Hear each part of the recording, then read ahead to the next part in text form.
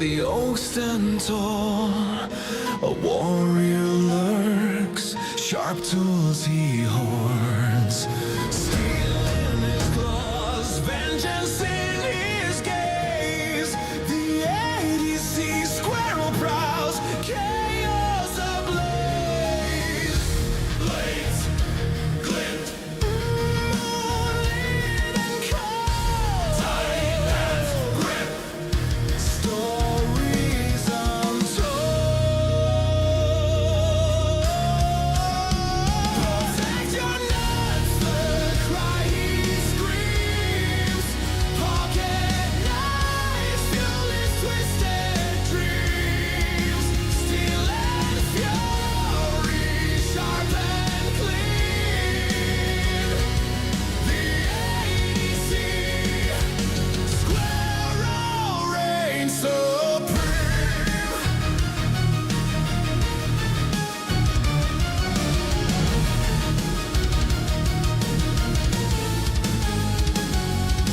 Acorns scatter, but knives he keeps. A forest arsenal, the shadows weep. Leather sheaths tied to his chest. A rodent armed, none dare contest. Dry branches creak, the hunt begins. A squirrel's code, sharp as his protect your nuts, the cry he screams. Pocket knife, fuel his twisted dreams. Steel and fury, sharp and clean. The EDC Squirrel reigns supreme.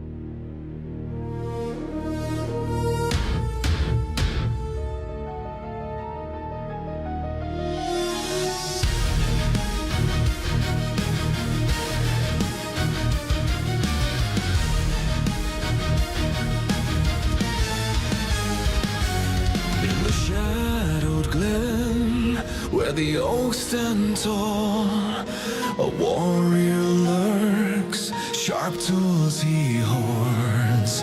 Steel in his claws, vengeance in his gaze. The EDC Squirrel prowls, chaos ablaze.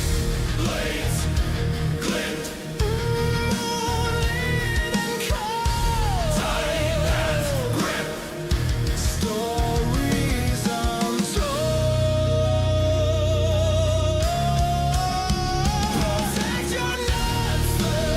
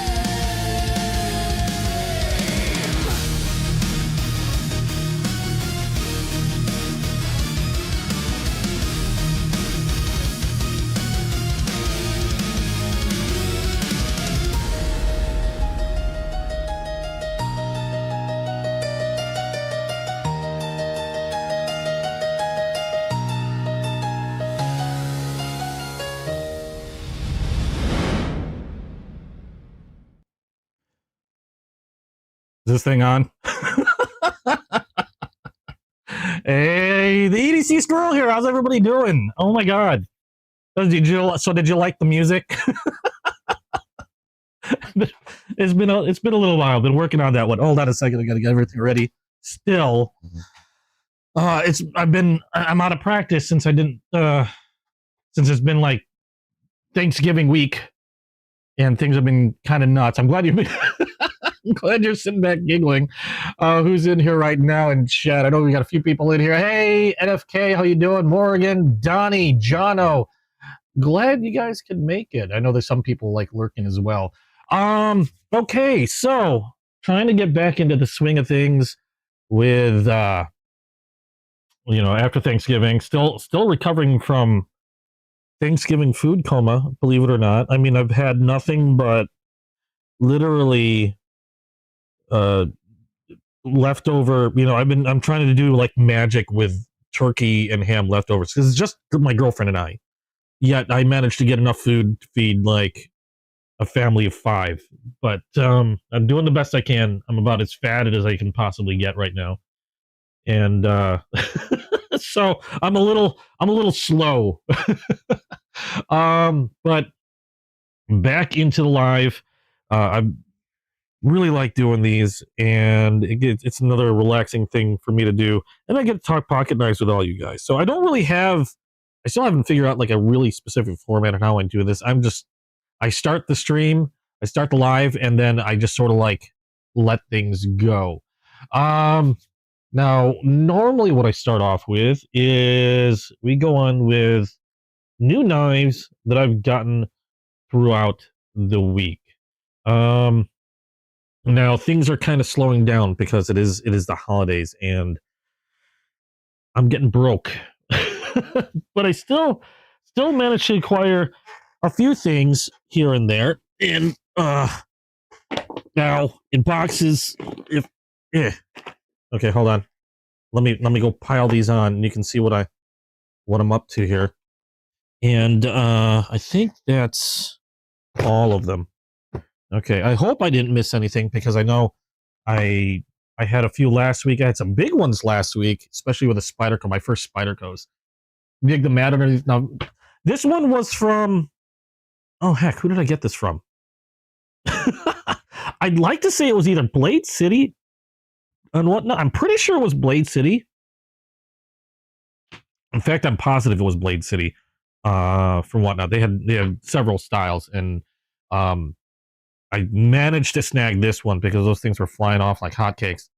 And really cool mat. Vipertech branded. Oddly enough, I don't have any Vipertech knives or gear other than this thing. But I like it. It protects my wood table or my folding wood table. I don't even know if that's real wood, to be quite honest. It looks like wood. I'm going to hope it's wood. Anyway, got a few neat stuff. We're going to start off this week, or this last week, I should say. Got some case knives. I'm still a big fan of case. And I managed to snag a few this week, or this last week, that were things on my wish list. Like, we've got a Jeep Sodbuster Jr. This is my second Jeep branded knife. I do drive a Jeep. I drive a faux Jeep. Some people have mentioned it. I drive a Renegade, but still really love the Jeep logo. And I thought these would be really cool knives to basically just keep like in the glove box. And they're Jeep branded, which I just thought was really, really cool. And to those who laugh at the fact that I've got a Jeep or a faux Jeep and, Jeep knives, at least it's not a Ford. I don't know if I have, because I didn't get the mat like through Amazon. Like the NAFS mat you can get on Amazon. I don't know if you can get this mat on Amazon. Otherwise, I would have a link in the description. Let's take a peek. I mean, I'm just doing a live. I'm winging this thing here. Might as well see if I can help you guys out. Viper Tech. Am I spelling it right? Nope. Knife mat, or just mat. No, I don't see. I see a lot of tech mats, but a lot of gun mats. A lot of what's that? Victory or Valhalla gun cleaning mat. I might be buying myself a few new mats. Yeah, I don't see this particular one. I have a feeling probably going to find these more likely than not on. I'm pretty sure I might have seen these on Blade HQ as well, but Blade City, I'm pretty sure this is where I got this one. This mat here, the NAFS mat, I do have, or they do have on Amazon. It's just this one here. I'm not seeing on it. I'll see if I can get a link later, but otherwise it's blade-city.com or possibly Blade HQ, but I think Blade HQ has their own branded mats and they're kind of shaped interesting. Back to this knife. Nothing super special about this one other than it's a Jeep Sodbuster Jr. in black synthetic. Just a really cool to have knife. Other case knives that I got, we're going to go through these relatively quick. This one is, I just like these. I have a mini dock. And by the way, mini doctor knives, mini dock case knives are going to be going into the vault at the end of this year. So if you like mini docks or you've been thinking or been on the fence on getting a mini dock, that's not what this is, but if you've been, or a baby dock, I say mini dock, baby dock. If you've been on the fence on getting a baby dock from Case, they are going into the vault at the end of this year, meaning they're going to be retired. They're not going to be making any more. They've got a lot of exclusives coming out from like SMKW as well. This one's a mini trapper.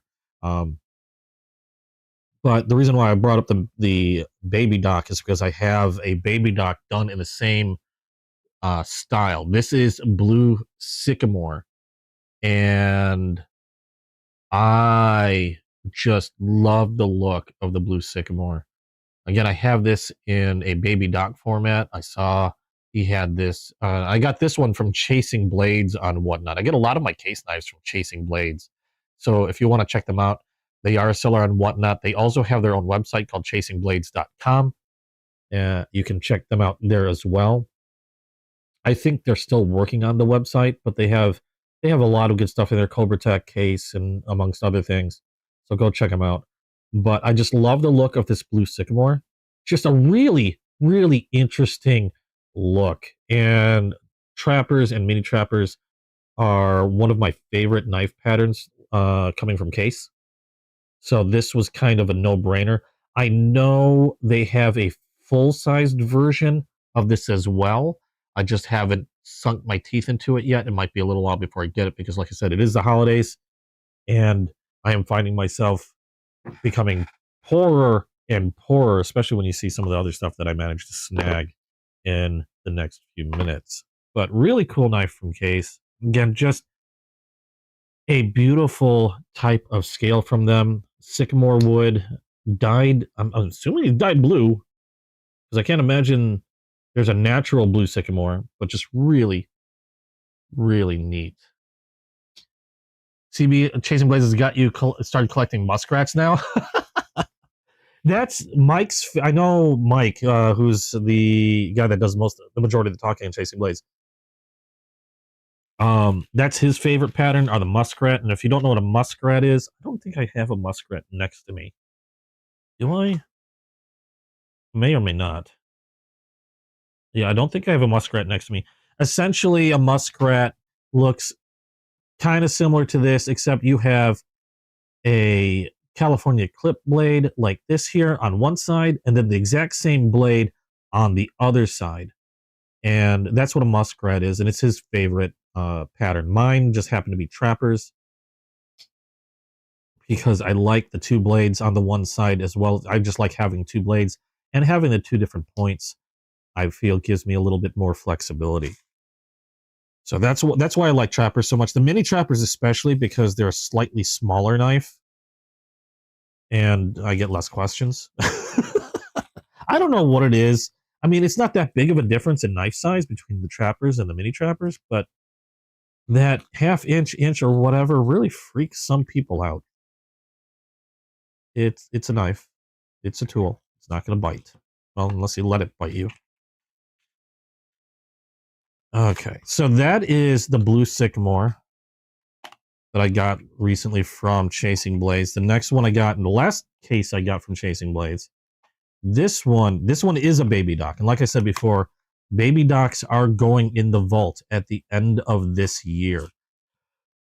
Meaning once 2026 hits, they're not coming out with any more of these.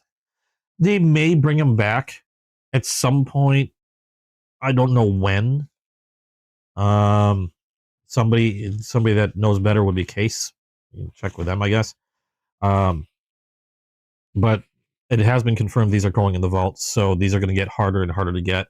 And I think in preparation, they've been coming out with a lot of exclusives. I saw a burnt bacon? No, smoked bacon baby dock that SMKW came out with just a couple days ago and already sold out. It's gonna be like the PB&Js, where you're not gonna find them anywhere, and they're gonna be like over $200 a piece now, when they're normally like I think $75. But this one from Chasing Blades is the Red Stag baby dock. Now, man, Stag, hey, how do you pronounce that name? Sirens, how you doing? Looking at buying a case in Barlow Crossroads. Have they been coming sharp lately? Yes, they have. I can show you one, actually. But before we get onto that, let me just show you this real quick. This is a Red Stag baby dock. Again, going into the vault at the end of the year. I just love the baby docks because I like how slim and compact they are. You got a nice pen blade and a spatula, which surprisingly has actually come in handy for me. I've actually used the spatula on occasion, counting pills for my girlfriend for medications, and also mixing things, mixing powders. And I found out one other thing, the reason why this end of the baby docks are flat is because they would, presumably, long time ago, doctors would use the flat part to crush pills. That's a new bit of information for me. But really cool Red Stag scales on this one. Absolutely beautiful. Nice deep red. A lot of milk on that. And I just baby dock trappers of all sizes, baby docks, and Sodbuster Juniors. All and copper locks. I gotta quit on my head. Copper locks, all favorite patterns of mine. I just can't get enough of them. I know Sirens asked about the Case Barlow Crossroads. Now I only have one, and I think I showed it. When did I show it? Last week? Last week's live? Hold on a second. Let me grab it for you, and you can see what I'm talking about. Now, as far as I know, they have two versions of the Case Barlow. I've been carrying this around with me, and I've been absolutely loving it. The one I've got is the tan.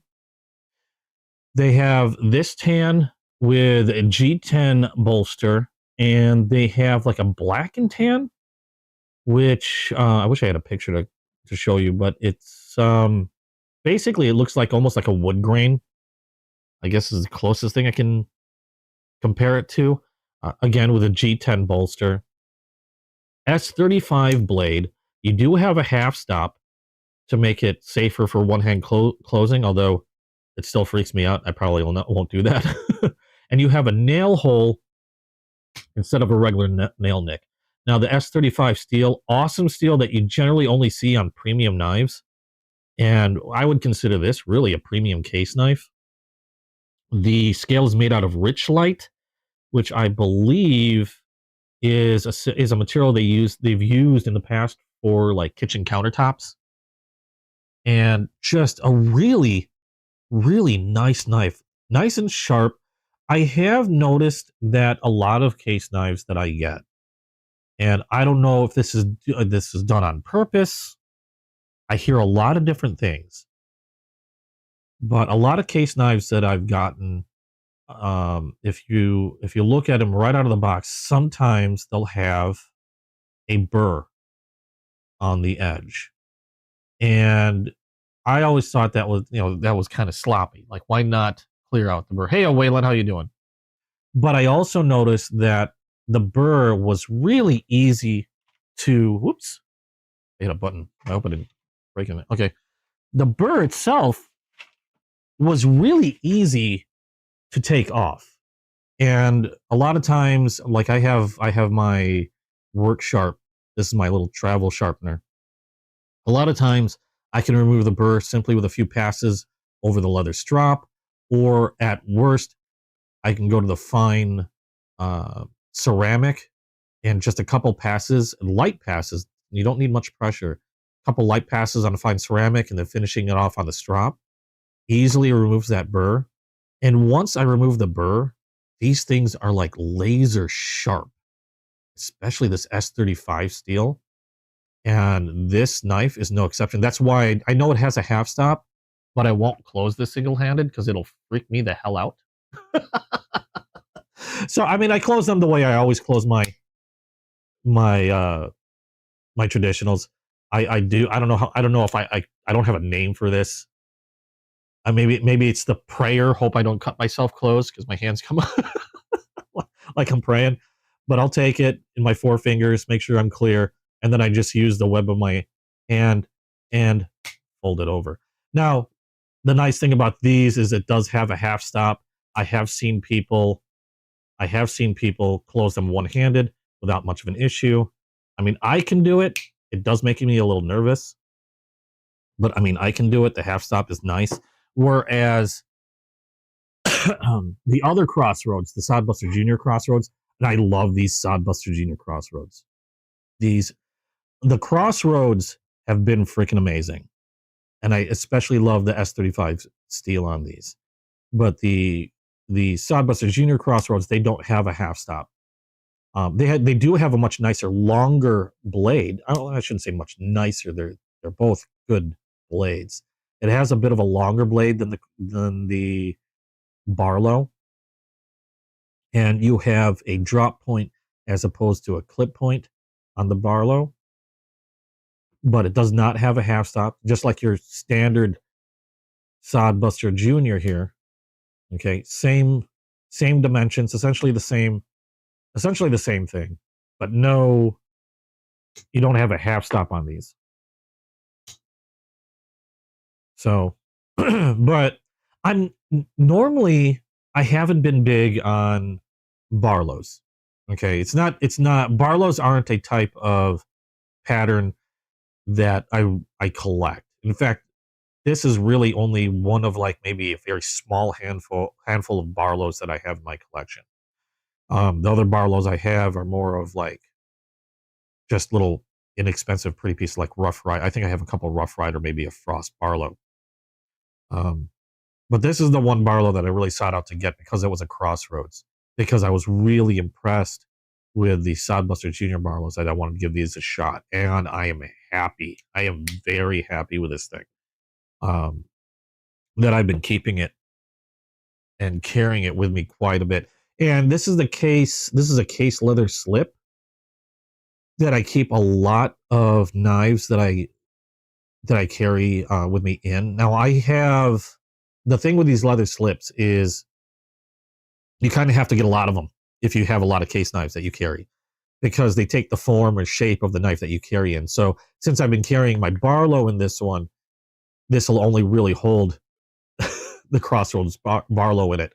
I mean, I can reform this if I wanted to, but it takes, having to wrap a knife in plastic wrap and then soaking the leather and then letting that dry, etc., etc. I just find these aren't very expensive at like anywhere between $7 and $9 for these slips. So I just buy other slips. If you give you an idea, I have a lot of slips. I carry a lot with me. I don't carry all these at the same time, but as opposed to having to go from slip to slip, or I mean, for using one slip and swapping knives all the time, I just grab myself a bunch of slips. I still have like 2 slips I haven't even used yet that are waiting to get knives stuck in them. Okay. Oh my God, I don't want to bump that monitor. Okay, but that is the Crossroads Barlow. Really cool. If you're on the fence on getting one, get one. You'll like it. I mean, if you're really been on the fence about it, they're really great knives. If you're worried about And especially if you're worried about like, getting cut, or this is what I have to say for anybody that collects pocket knives or wants to collect pocket knives. If you're worried about getting cut, these are pocket knives. Eventually you'll probably cut yourself a little bit. it's what's the term I'm looking for? It's just an expected thing. I mean, yeah, you want to be careful. I try not to cut myself, but it happens. The only tips I can say is keep your blades clean and keep them super sharp. A sharp blade that cuts you will heal a lot quicker and a lot faster than a dull blade. But again, Crossroads, the Barlow with that half stop does make it a bit better in my opinion in terms of safety for those that are a little nervous about it compared to like the Crossroads Sodbuster Jr. Still awesome knife, but if you're a little nervous about that, go with the Barlow. It's freaking awesome. And if I didn't like it, I wouldn't have a slip for it. Now, yeah, I actually have another one of these in black that's in a slip because I carry a black micarta one of these with me a lot too. But this has become a very not very popular. Well, it has become a very popular one, but this has become a very big favorite of mine to carry alongside a lot of my other folders. Those Crossroads are fan-freaking-tastic. Okay, so where was I? Hold on a second.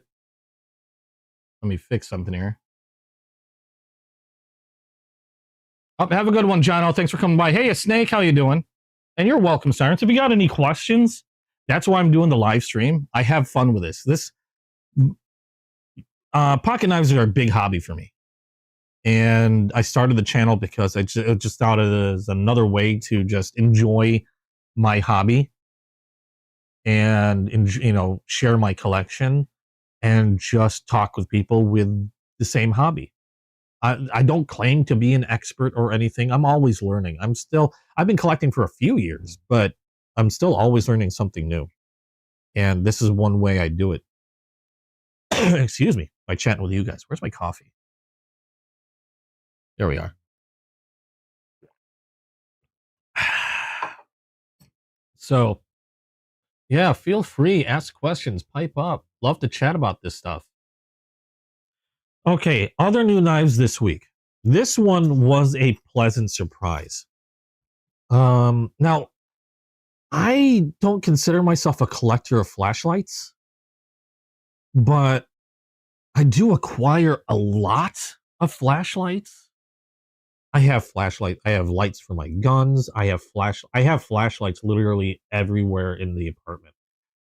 Especially considering how many times the power goes out in this freaking building.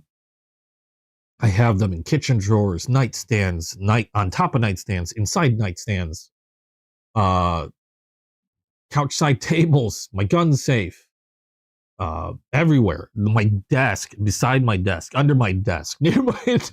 I have on my keychain. I have flashlights everywhere. Even though I don't really consider myself one to collect flashlights.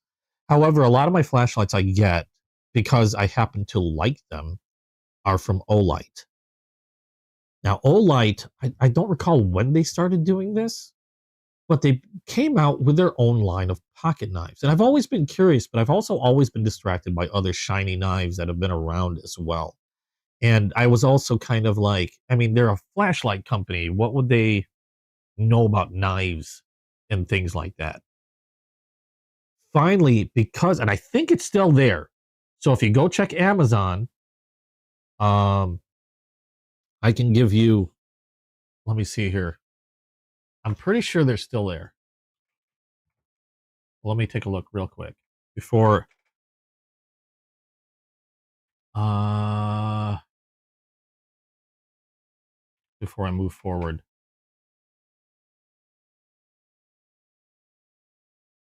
Okay, they are still there. And I will get you a link to it because this knife is still on sale for 50% off. That's the link there. That's for the O knife Duron. I went ahead and put it in chat. 50% off. These things were, when I first saw them, they were like $100 or just under $100. And I never picked them up because they're kind of pricey. In my opinion, at least, I thought they were kind of pricey compared to a lot of things that I was looking at already at the time.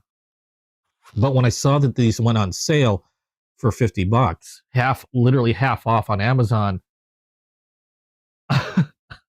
hey, no sniping. I had to pick one up. Finally did. This is the O-Knife Duron. Now, it is a, let's see, aluminum scale. And this also comes in Nitro V, which is an awesome steel for pocket knives. I do like Nitro V, like 14C28N for knives, generally under $100. Dual thumb studs on this one. It is a frame lock. We have a reversible pocket clip on this one. I think this is just over like what I think it's like, oh no, 3.5 inch blade on this. Really nice movement on this thing. That is quick and snappy and a real nice lockup on these. I have been playing around with this. I already did a video on this one. However, I haven't uploaded it yet. But just a really cool knife from a flashlight company. And I know they have other knives. I don't know if this was their first one, second one, or whatever.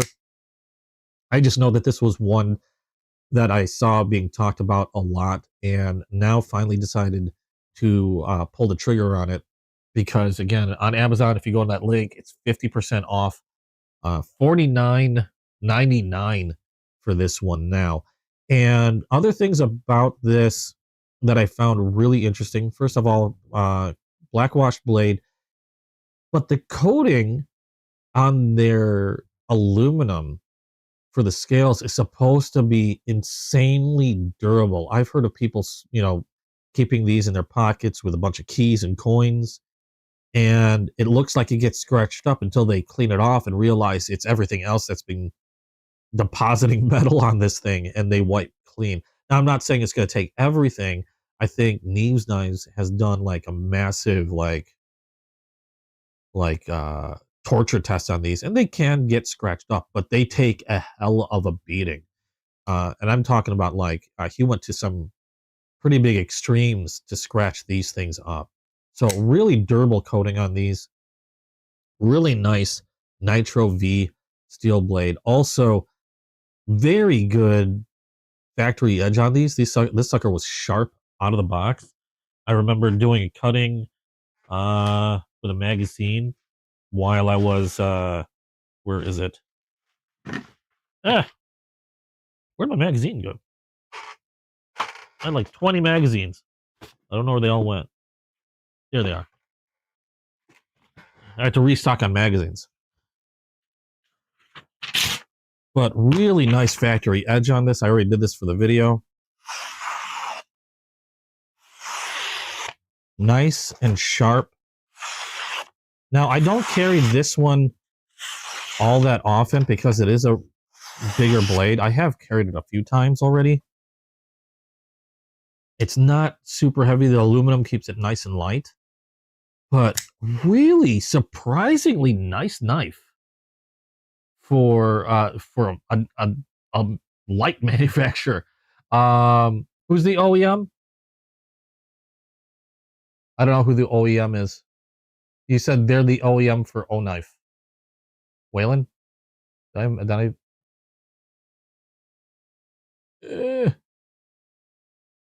thought I missed. Okay, yeah, I don't know. I'm not sure who the OEM was. I know O-Knife themselves don't make their own knives. I know there's an OEM out there. I just don't recall who it is. But they did a freaking fantastic job. Like Kaiser? It wouldn't surprise me if it's Kaiser. I don't know who does it. But really awesome knife. I don't see... Trying to see if there's anything it says in here. No. We got Duron on one side. It looks like a part number. And then we got Nitro V on the other. Do they sell a flashlight to go with it? No, they don't. However, one thing I thought was kind of neat, and I did not expect, when you get it, it comes in a taco pouch. Okay. And one thing I did not expect to get was a challenge coin. The taco pouch, first of all, is really nice. It came in, this was wrapped in plastic, but it came in something like this kind of in the taco pouch. And I was like, what the heck is this? And I look, and this is Velcro closed. If I can open it.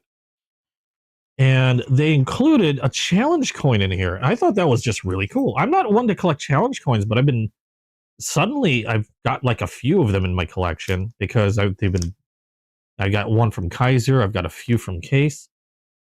But yeah, got an O-Knife challenge coin with this one that'll focus that I thought was really kind of cool.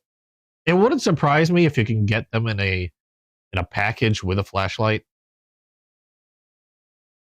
But yeah, pretty darn neat to get a challenge coin with it. Now, like I said, I don't normally collect challenge coins, but I mean, I'm not going to say no to something that, maybe like that. That's pretty damn cool. And a really nice plush taco pouch. Like, I was really impressed with this. I was not expecting to like it so much because, I mean, who knew? It's a flashlight company. They came out with their own knife and they did really good. That's an understatement. What else did I get from? Oh, I don't think did I show this last week? I don't know if I did. Let me see. Where do I have it? I know I have it in a box somewhere. I'm just trying to figure out what box or what case. Because I got a knife from the monthly knife club. And it was from Cobra Tech. I can't remember if I wasn't sure if this is the one I showed for last week or not. This was from Cobra Tech called the Wolverine. I mean, I don't know what else I could. It's a really nice knife, G10. You got steel liners that kind of extend just a little bit outside of the scales on this one. D2 steel liner lock, Cobra Tech knife. This was roughly about a $60 knife from Cobra Tech. The one thing I like about Cobra Tech is their build quality has been, so far in every knife that I've had, really, really nice. Solid knives, good steel. They have a nice lifetime warranty on their knives. This one was a surprise from the monthly knife club that I belong to. Really cool red accent on the pivot. The one questionable thing on this one that I wonder why they omitted it was the pocket clip. Now you have a non-reversible pocket clip on this one. However, it's hard to see in the photo or in the video, but if you look, you can barely see in the liner. Now, again, it's not reversible, but on the steel liner, they have holes drilled for the pocket clip on this side, but they decided not to go ahead and drill them on the line on the scale itself. So now this pocket clip is inset. So you'd have to drill 2 holes and then maybe, I don't know, scoop a little bit. Let's see, scoop a little bit out of there for the pocket knife. But I don't know why they omitted it. It would have been nice because then that would have made this a lot more ambidextrous in terms of, carry. Really good detent on it. Really solid lockup. You have one branded as Golden Eagle? I think I've heard of those before. Hold on, give me a second. I am typing there we go.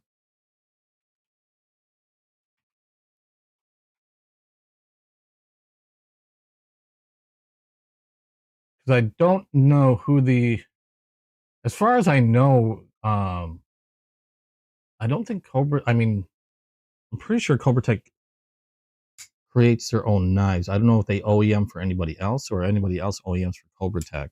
I did notice that some of their Their pivot locks share some similarities with other pivot locks that I've seen from other manufacturers, like DEFCON, for example. But I'm pretty sure somebody OEMs for DEFCON, and Dream Tech as well has has the same pivot lock that I've seen a lot of Cobra Techs. So I have heard of the Golden Eagle, but I'm not quite familiar with any information on them. And I'm not seeing that particular one. I mean, there's a lot of knives out there. You type in Golden Eagle and you get like 20 billion knives. I'll have to dig deeper on that one. But this one was from Cobra Tech, and I got that from the Monthly Knife Club. I thought it was a pretty sweet knife. D2 steel and all that fun stuff. Not a bad knife. All right, so other knives that I got. I keep getting distracted. What did I get? Oh, that was the box for the O knife. Okay, that was to let me know that I haven't showed the O knife yet. Another cool knife that I got was from Migron. As you can see here, I have not opened this. This one was from Whatnot, and I believe, where the hell did I get this from? There's only like 3 sellers I pay a lot of mine to on Whatnot. I'm pretty sure this came from Blade City, and I haven't even opened this one yet. This one's still wrapped in plastic. Migron has been probably one of my bigger surprises when it comes to pocket knives this year, because they have been putting out some really amazing stuff at a really low price point. And they do have some higher end stuff. I've seen Migrons for over $100 and, with really premium materials and stuff. But I think where they've been shining has been in the budget realm of things. And when I say budget realm of things, I'm talking like 50 and below. And let's see here. Let's open this up. I like how they show you how to open the box.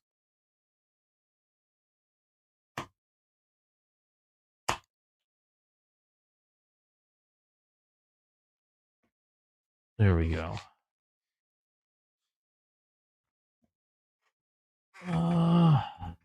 Give me a second. I just realized my screen is doing something wonky.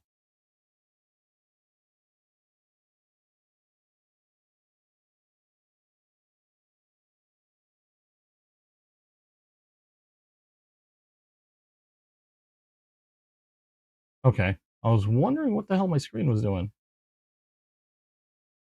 Might have bumped my thing. Okay, here we are.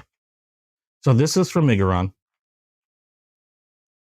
Now, obviously, I just opened the box. We got a Migron branded microfiber. We got a Migron branded sticker. We have a little warranty and like mini catalog. And then we have the knife itself. This one, oh, this one's small. This one is called, I don't even know what this is called. The Frocka. Okay.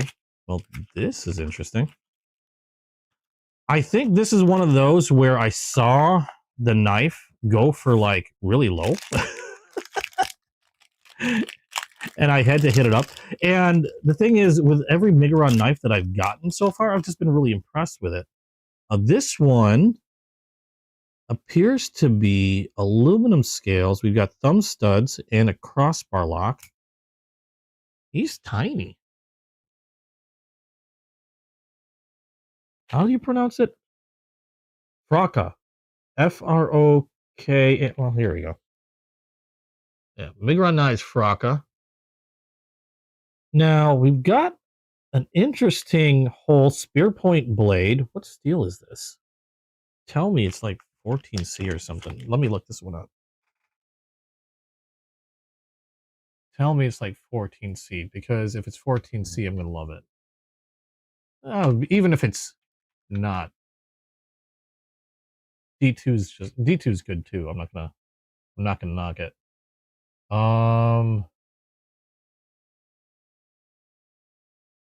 I had this, what, I had it open, and now it's being weird. Stop it. You're killing me, man. There we go.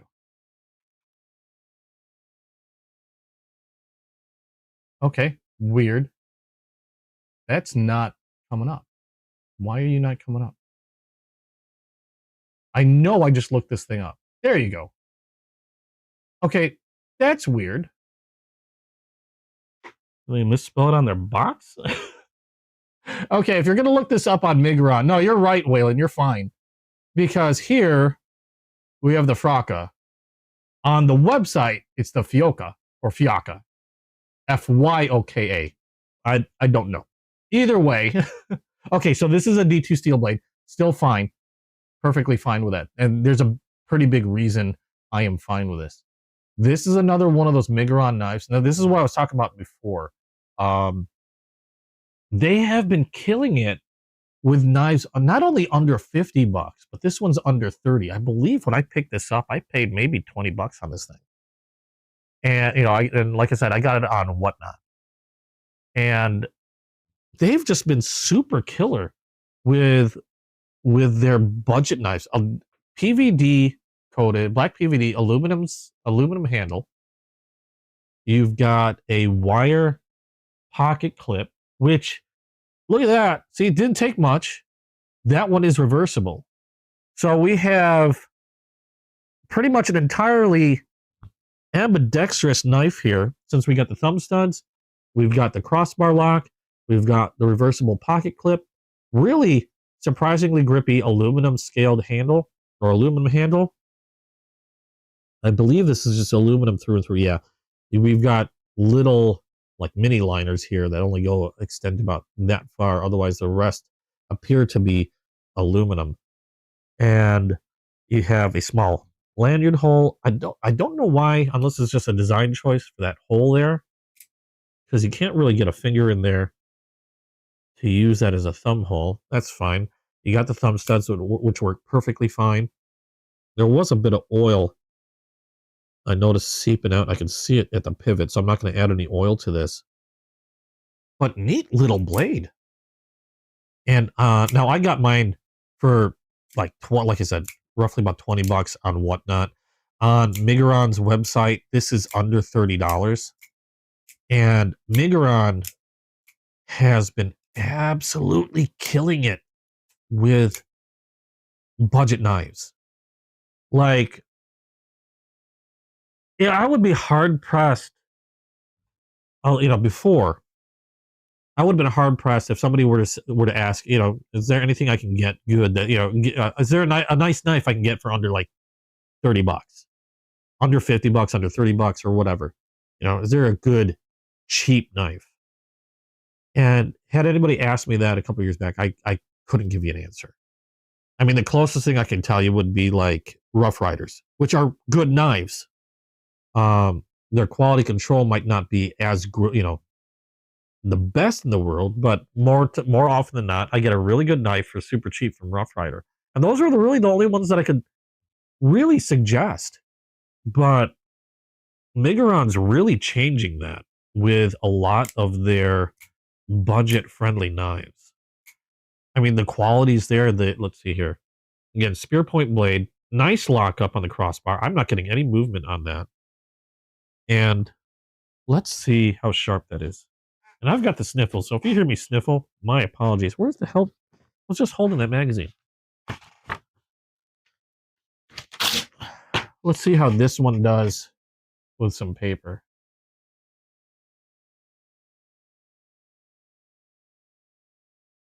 Yeah, they did the same thing with a few of their other knives. It's like, I don't know which one's right. I mean, because it's on the website, it's on the box. It's like, okay, and it's both. Not a bad factory edge on that. Pretty good factory edge. It's not as smooth as some others, but still pretty crisp on those cuts. I could probably refine that edge a little bit more myself. I'm not feeling any burrs. But still pretty decent factory edge on that. And being D2 steel, that should hold that edge for quite a while before really needing any work done on it. Now, I could probably refine it more. I'm just using a strop now. I don't know if this would be enough to do anything on a D2, but at the very least, I can clean up the edge. Now, I've got 0.5 micron stropping compound on this.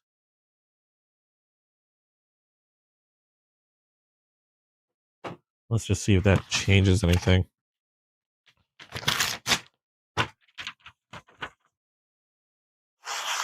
Oh, yeah. even better. After just a few passes with the leather strop and some good stropping compound.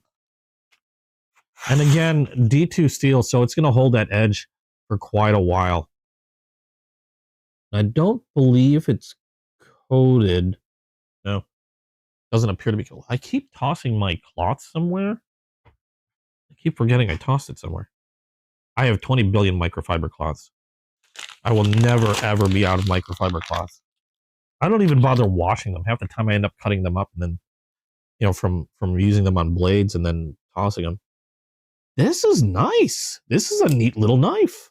I am impressed with it. I like the fact that it's small. I wonder if that can fit in a fifth pocket. I'll get my hot pants out. That dive in there? Ooh, that's a tight pocket clip. Get in there. Oh, wow. Okay. That fits perfectly in a fifth pocket and pretty deep carry on that as well. However, those aluminum scales, that's what I thought. Get out of there. Okay. It don't want to come out. There we go. Yeah, the aluminum scales are not wanting to let go of my jeans. Yeah, Migron makes some amazing knives at a really inexpensive price. And I have a handful of them. This is obviously my newest one. My first one was a Migron Mayoral, which I was like shocked to find a knife with titanium scales for under $100. And I was so impressed with how that knife was that I got another one, and then I got another one, and I got this one. And for the cost, no excuses. If you're looking for a good knife, but can't spend a lot, Migron is one that you'll want to take a good close look at. They make some amazing stuff. All right, let me go ahead. We're going to put this in the box because I don't think I've done a video other than this live. I haven't done a video of this one yet. Obviously, I just opened it here. So I'm going to put this away for now. And I've still got a couple other knives that I got this week that I'm going to show you, and then we're going to move on to other stuff.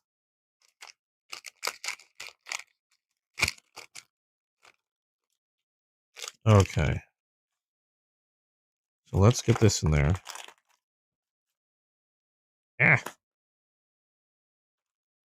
So let's get this in there. Okay, is that cut to form or is that just foam? No, that's foam.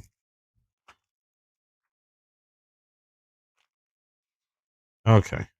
It's just a really thick foam in there. And then I'm going to be doing a standalone video on this one. I'll look at it in greater detail. But really nice knife from Migron. Okay, so the next knife I'm going to show you. This one is an exclusive from SMKW. SMK, I don't know what it is. I think it's because it's the time of the year, you know, Christmas is coming and stuff. That they've been coming out with a crap load of exclusives. Kaiser exclusives, case exclusives, things like that. And this one from SMKW, I picked this up directly from their website. They do hold shows and whatnot as well. But I do a lot of if I buy a lot of stuff from SMKW, more often than not, it tends to be from their website. And let me see if I got here. Let me pull it up real quick before I start. There we go. I want to make sure I have all the right information on this one. Okay, this one. This I was joking with. I was joking with Morgan. This had to be probably one of the fastest impulse buys I have ever done when it's come to a knife. I've had impulse buys before, more often than not because I don't want to waste my money. I tend to mull knives. So I usually mull knives over quite a lot. It usually takes me a while before I sit down and go, okay, finally, I'm going to go ahead and buy it. Like even the Barlow from Case, I had to think about it at least for like a good couple days. But this one, as soon as I saw it, I saw that they mentioned it on. I think I saw a mention of it on Instagram, and as soon as I saw it on Instagram, I immediately opened the website, bought. This one, let's see if you guys recognize this logo real quick. Well, you should know what that is. Now, this one is made from Kaiser. And this one, like I said, is a exclusive through SMKW in cooperation with Kaiser. This is right there. Vanguard box. Action for you. No, you can't see at the end of it.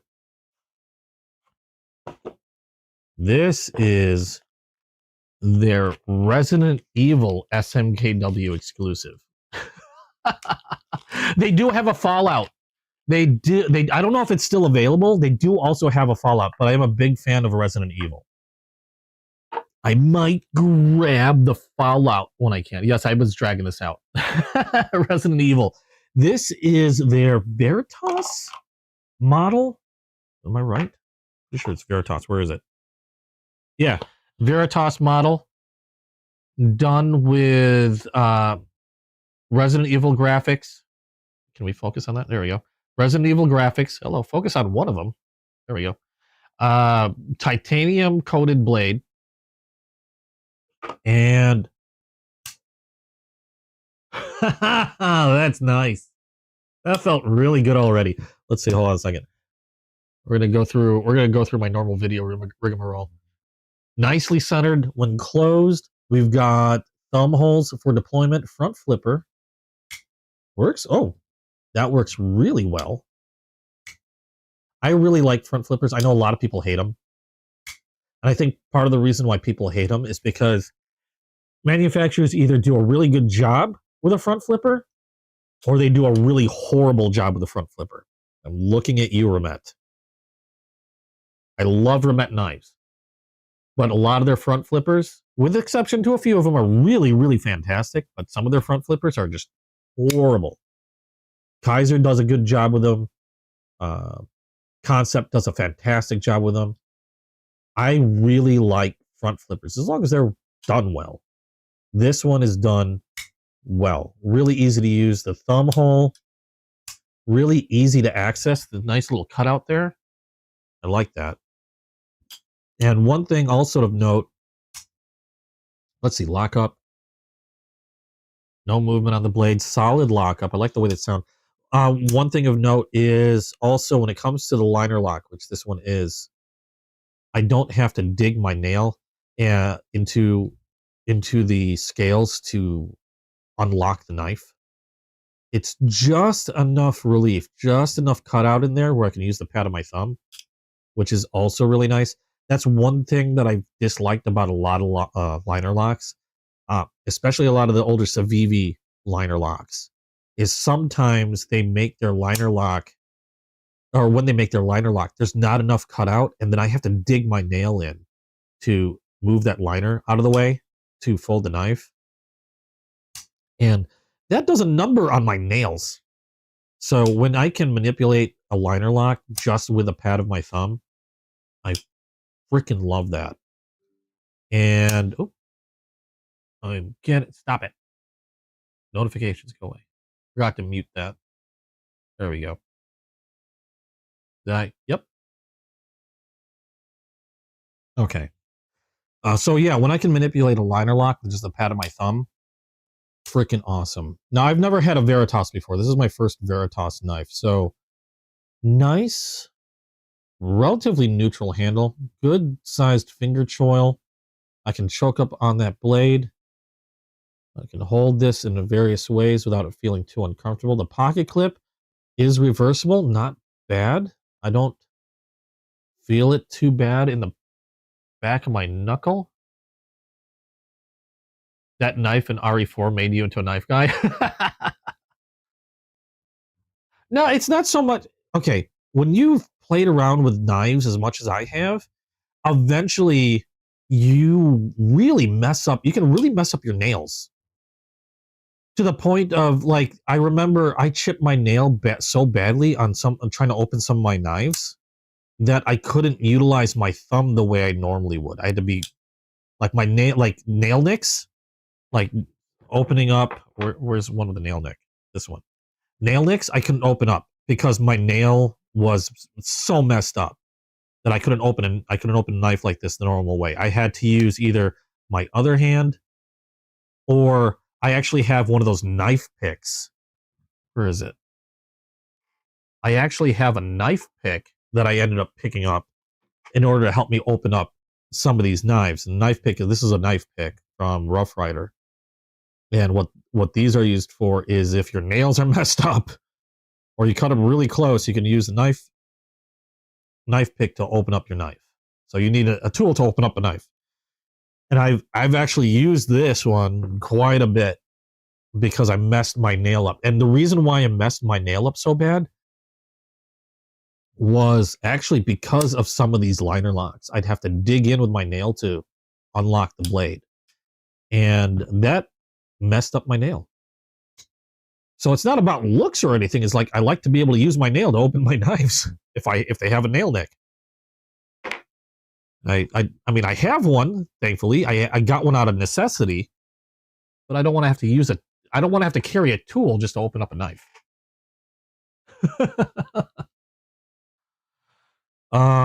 But so far on the Veritas, really nice. I believe these are G10 scales. Let me look at what they have here. So we have a 3¼ inch Nitro V, nice steel blade, drop point blade, G10 scales. Yep, I was right. Done with the Resident Evil graphics, which I absolutely love. Now, again, I did see the Fallout version. I can't remember if the Fallout is a Veritas. I'm pretty sure it's a different model knife, but they have it in the Fallout colors. If they still have it around, and if I have the money for it, oh, button it. Now they list this as a frame lock on SMKW's website. That is most definitely a liner. 7.66 overall length when open. Did I say 3¼ Yeah, 3¼ inch blade length, 4.41 inches when closed, and weighs about. Does it have a weight here? Oh wow, they don't list a weight. Not very heavy. I wish they listed a weight though. And titanium coated blade finish. Uranium Raider, is that what that one's called?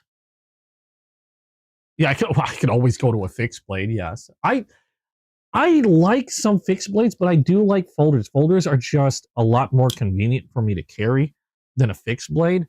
I have carried fixed blades with me before, most notably this guy here, which is the Vosteed Quokka. I've carried this one with me, but I like to be able to just throw a knife in my pocket, which folders are great for, and not have to clip them to a belt.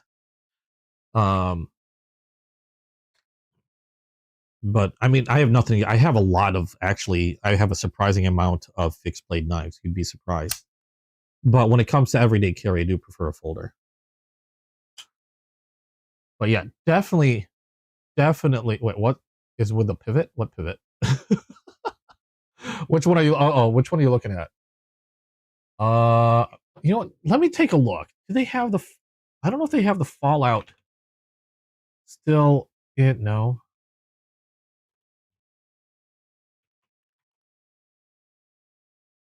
I know they had a Fallout version. I'm not seeing it. Maybe I'm missing. You know, I have to hit the washroom real quick. I'll be right back. Whew. Too much coffee.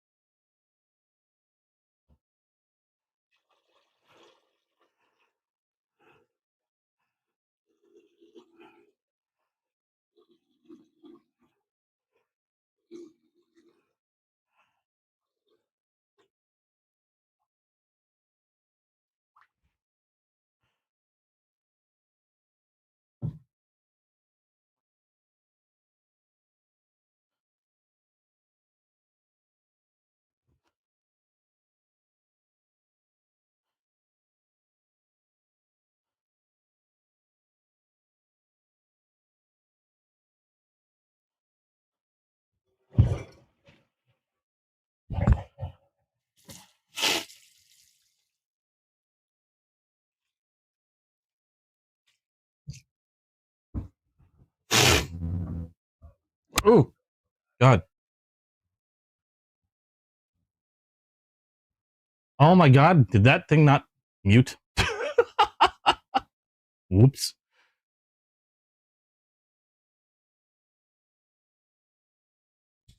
I could have sworn I hit mute. Oh, well. There you go. Well, this is what happens when you're live. Kevin Smith and Knives, how's it going? Did I make the scales? No. This is an exclusive. Yeah, this is an SMKW. Hold on, my hands are. This is an SMKW exclusive called the Resident Evil Veritas. They've been. This one was just recently released. I was looking for. Where was it? Did anybody find the Fallout? I know they have a Fallout. SMKW has come out with a lot of exclusives just recently, and I bet you for Christmas. Let me see here. I'm trying to find the Fallout version because I know they had a Fallout exclusive that came out as well. There's the Resident Evil. They have here we have the Resident Evil exclusive. They have a Halo fixed blade. If you're into Halo, Kaiser exclusive fixed blade. Their fixed blade's like a Warncliffe. They have a Red Dead Drop Bear exclusive, which is yellow and has like a Red Dead Redemption, like a country scene on the side. They have a number of Christmas themed ones. I could have sworn they had a Fallout. And they're all existing. They're all existing. What's the word I'm looking for? They're all existing knife models. So this one's a Veritas just done with Resident Evil graphics. Same thing with their other stuff. Like for example, they have Christmas knives that are done in their Militaw. They have Christmas knives done in their utility blade knives, their trestle and stuff like that, just with different graphics. The Red Dead Redemption one is a drop bear, just done with Red Dead Redemption graphics. Hey, Master Sergeant, just checking in. Those who know carry Spyderco. Did you comment on one of my videos?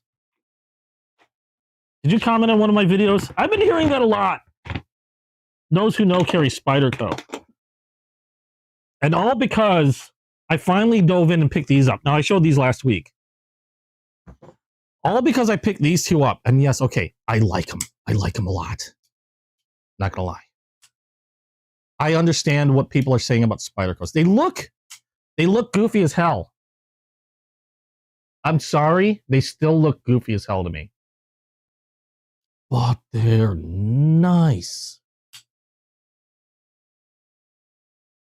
And this one did smooth out a lot. I mean, it was smooth before, but I felt like the tension was really high when I was showing it on my last live. I think a lot of it had to do with how I Spidey flick them. I noticed I had to change the way I Spidey flick this one a little bit because of the way the thumb hole is compared to a lot of the other knives that have thumb holes that I spider flick. And that little adjustment made this one so much easier to spider flick. This one, same. This is the Sage 5, which I really, really like. And I still like the yellow. I was thinking about dyeing this one, but I still really like the yellow. I mean, eventually maybe I might, but for right now I've decided I'm just going to keep it as is because I like it. This has some competition though. I'm not going to lie, love these knives, but it has some competition.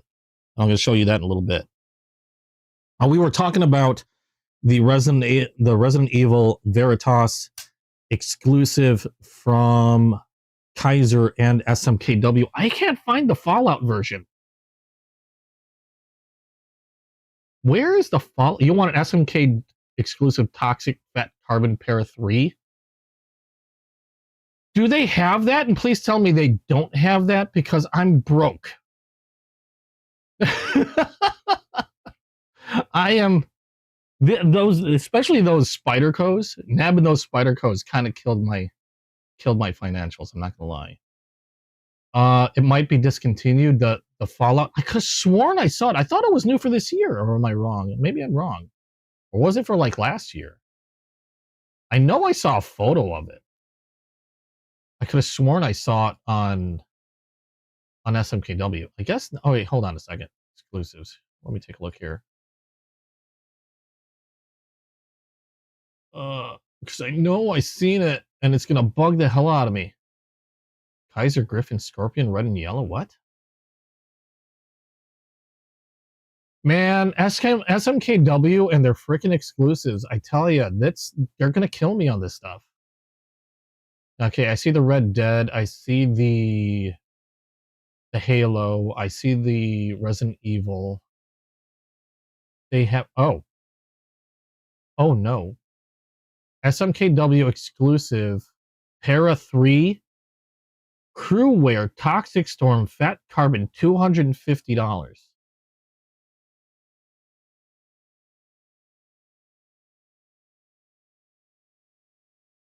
Eat a dick. Oh, God. I can't. It's in stock.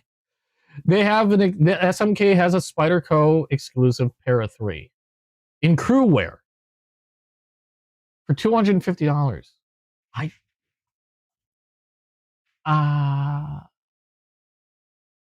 Well, that hurts. I have touched the gateway with the Sage. Thank you. No, I do have. I do understand what it is with Spyderco now. I understand why people like them. They do have some competition, but I do understand why people like them. I've never had a Spyderco until I got those two, and yes, I liked them a lot. And I actually have been carrying that Para 3 with me since I've got it. I've been carrying that a lot. That Para 3. This one, I don't know if I'd carry. It is a little bigger of a blade at 3.5 inches. This is more of a. I'm a big fan of Resident Evil. Like I said, this is probably one of the fastest impulse buys I've ever done. And and they gave me something for free with it.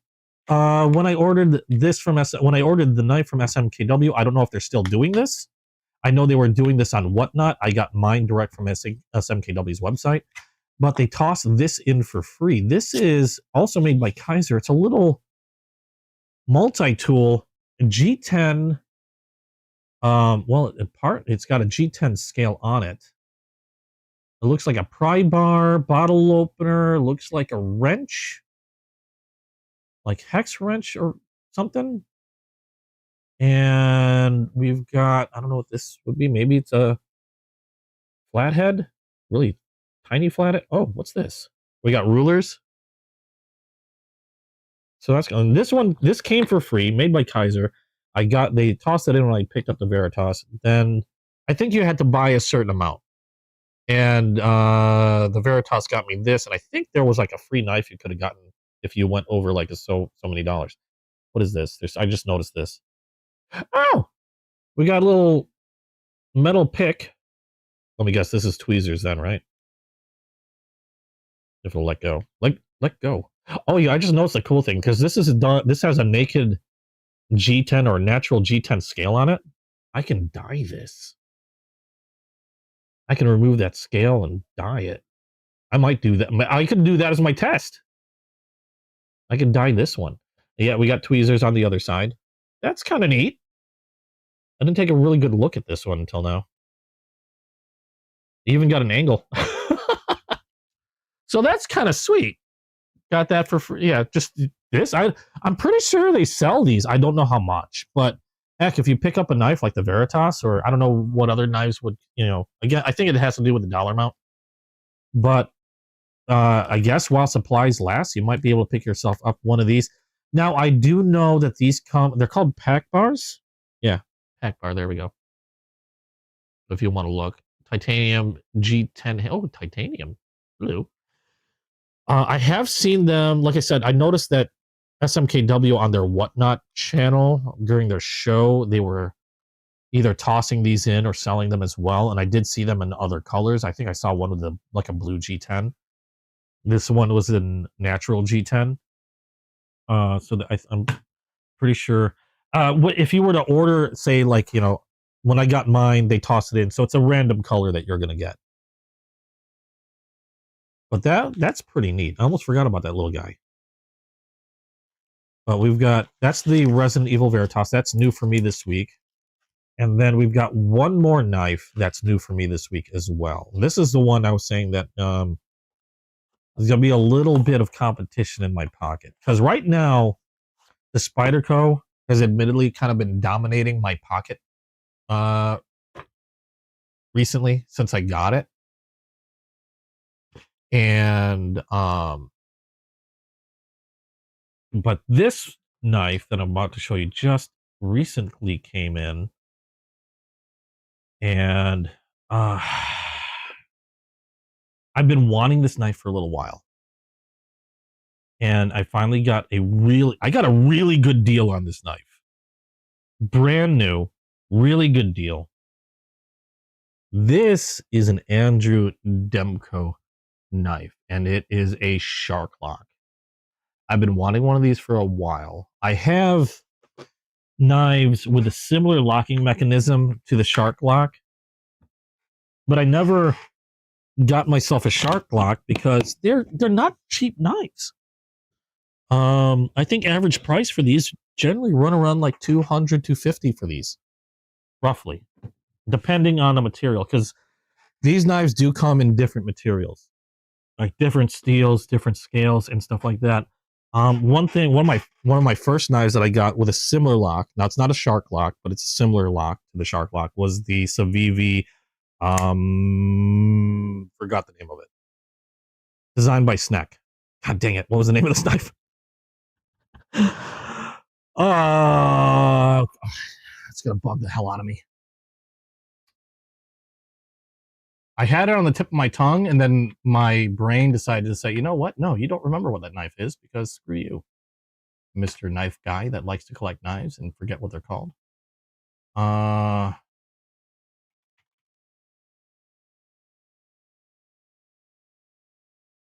It's a Super Vision FG. Good grief. The Vision FG has a super lock, and it's kind of similar. I've heard about the Demko Knives Shark Lock. Couldn't afford it at the time. Saw one of these, picked up this amazing knife, by the way. For the cost and this lock and this blade, amazing knife, the Vision FG. Probably one of the top knives in my collection when you figure in like the materials, the type of locking mechanism, and the cost. Just an amazing knife. They came out with a larger version called the Buster. Neat knife, but I'm not sure I like the Buster more than the Vision. I think I like the Vision more so than the Buster. The Buster looks really cool. But if I were to decide between the two, the Vision and the Buster FG, I myself would go with the Vision. But that's just to show like what I had similar to this one here. And like I said, I got a massive deal on this. I couldn't ignore it, picked it up. And now I have it in my hand. And we're gonna unbox this now. And we're gonna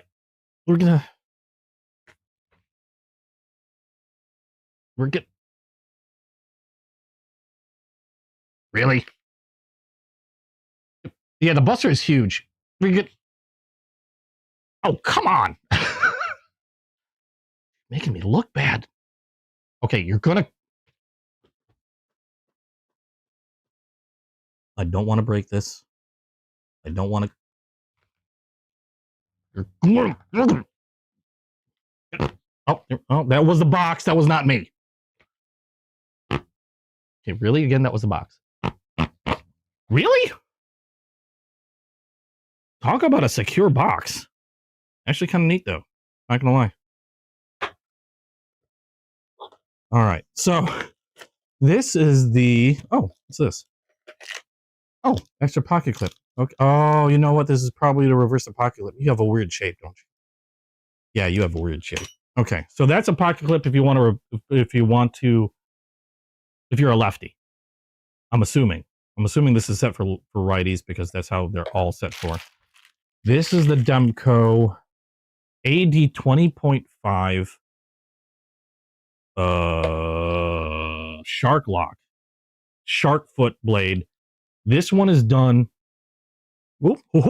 This one is done in 20 CV steel, premium steel.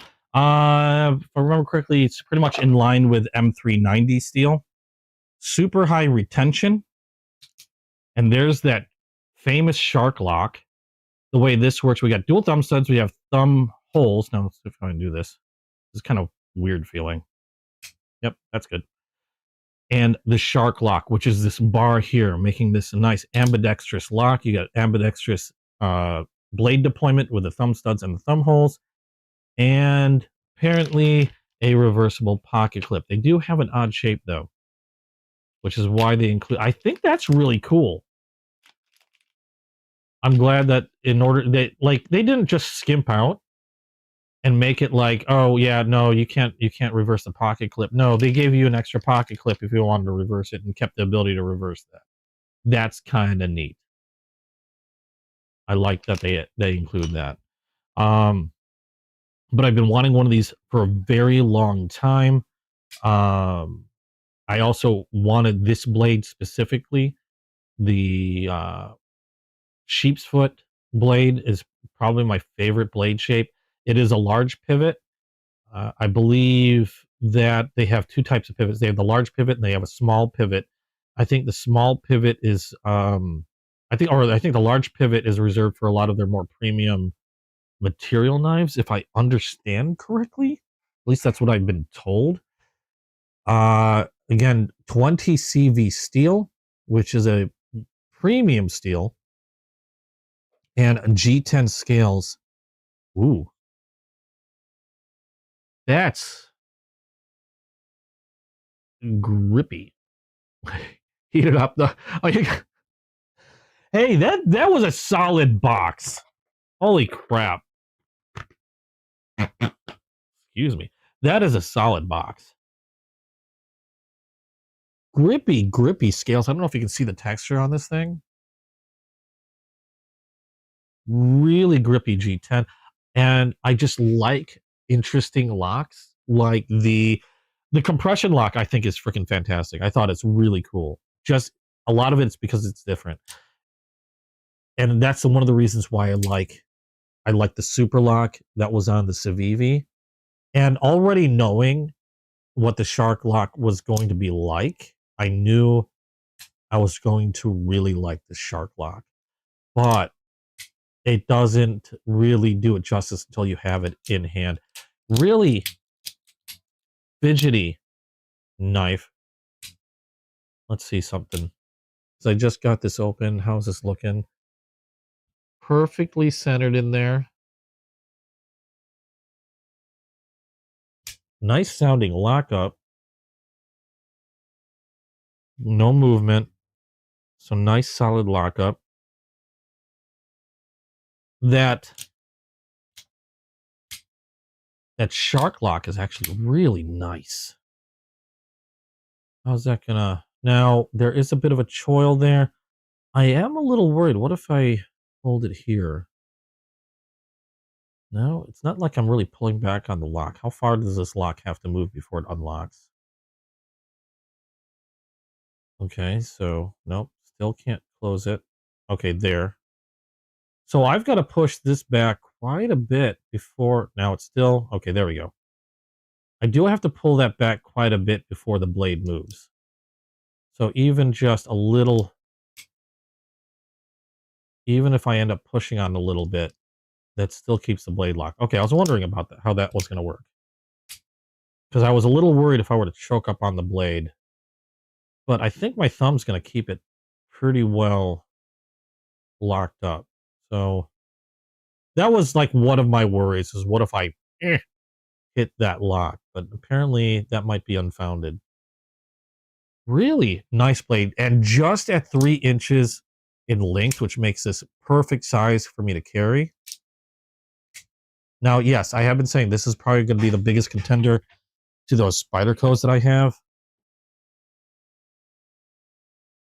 Because this is another knife that I've really been wanting. The Spydercos are more like a very nice surprise. And I'm not meaning to lessen the Spydercos in any way by having this knife, because I was really impressed. And this does have my favorite steel, the Magna Cut. But I've been wanting one of these for a while. These 2 knives alone, along with that Sage, maybe 3 knives, are probably going to take up the majority of my pocket real estate for the foreseeable future. I'm not lying. These are that nice. The hard part is going to be deciding which one takes up what, takes up what days of the week is the knife going to take, up real estate in my pocket. This is going to be a Monday, Wednesday, Friday knife. This is going to be an odd... But because both of them are very intuitive. Both of them with really good steels. And the 20 CV will probably... I don't know how they hold up in comparison in terms to edge retention. I'd like to say the 20 CV will hold its edge longer, but the Magna Cut is going to be quite a bit tougher than the 20 CV, if I remember correctly. So, ergonomics though, they're both really comfortable. I think I'm going to have to hand it to the Spyderco in terms of ergonomics. When it comes to being in the hand, both super grippy. Like, I'd almost wish this filled out a little bit more. I don't know why it feels thinner. Is it thinner? No, the Spyderco is a tad... The Para 3 is a tad thicker. Okay. You've been defeated by a fart box time or two? Let me see how this is with the Sage 5. Oops, because I failed opening that one. This one, the Sage 5 looks just a hair thicker even than the Demco. Okay, so it wasn't just me. So it does feel a little thinner. I will hand it to the Spydercos. Ergonomics wise, I think they have it better than the... And the ergonomics on the Spydercos are a good bit better feeling in the hand than the Demco. And not to say that this is horrible feeling. I mean, this actually is surprisingly nice. It's really grippy. I get a good deal of control. It doesn't really have a finger choil, but I have like a little ledge I can get my finger on, so I can choke up on that blade. And I do really like this blade shape. It's, again, probably one of my favorite blade profiles in terms of everyday carry is this type, like the sheep's foot and the Warncliffs. I didn't touch that. No, okay. Just for sheer utility, this is my favorite type of blade profile. But ergonomically, I think the Spydercos have it above the Demco. And I still have to do a comparison video between these two alone, because I am finding that I am really enjoying both of these. But I am noticing some slight differences, and I'm going to do a video on these eventually, just comparing these two knives on their own. But this one was the new one I got for this week. Still, I really love that lock.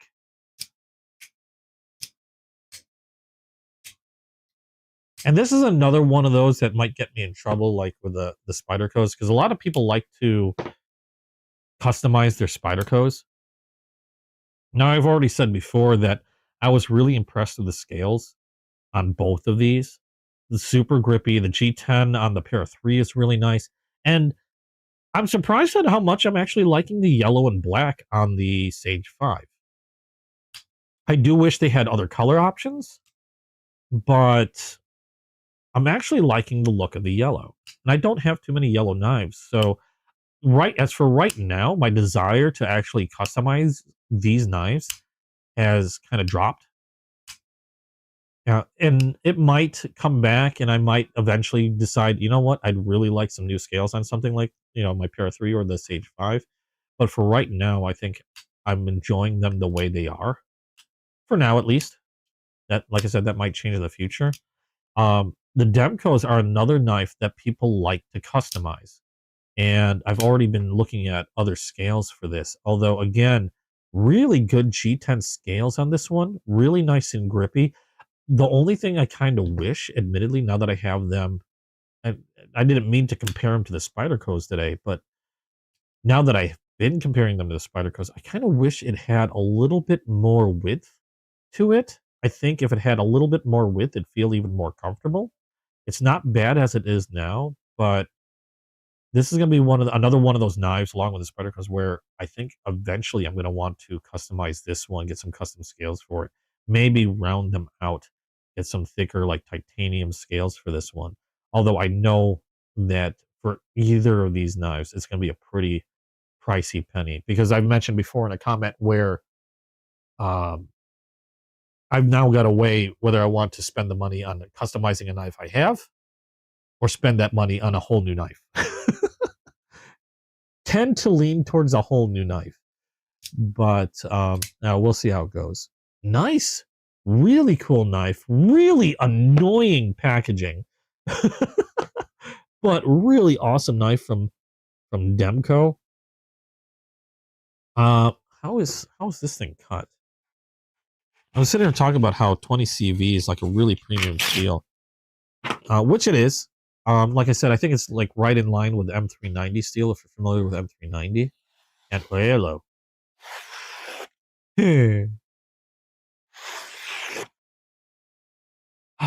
When you get a nice sharp knife in hand and you're just cutting through, you're just simply cutting through some paper. There's this ASMR thing. There's this feeling you get when the blade is super sharp and you're feeling and hearing it go through the paper. All three of these knives have done it. This one, nice and sharp out of the box. Really smooth. I gotta be careful. I don't want a paper cut. Really smooth cuts on this paper. I love the feel of this. This is probably when I start doing these like test cuts on magazine paper, it's probably my favorite part of the videos. Because I know, like, Morgan says, like, there's certain things like she sees that she's got to like touch. It's like a feeling thing. It's the same thing when I'm cutting paper. It's feeling that knife go through and hearing that knife go through when the edge is really well done. And this is a really nice factory edge on this. that was swimming through that paper. I will say this is super sharp, although I think even the Spydercos were the factory edge on those were, and I'm talking a hair better, but just a hair. I've been doing a lot of these like paper cutting things where I'm starting to really notice the difference. Even though knives may seem very like razor sharp between two different manufacturers, I can still get to the point where I can still feel the minute differences between two blades that seem almost exactly the same. And I think the Spydercos were just that hair sharper. But I think a lot of people probably wouldn't really, in terms of just everyday use, probably wouldn't realize the difference, to be quite honest. I think the only reason why I even notice it is because I'm looking really hard for it. I'm feeling for like any difference, and that's the only reason why I probably even notice any difference. Really cool knife from Demco, though. That is probably the biggest one I got this last week, and probably gonna be the biggest one I get for a while, unless I win the lottery. Yeah, Demcos are made to work. They are very tough knives.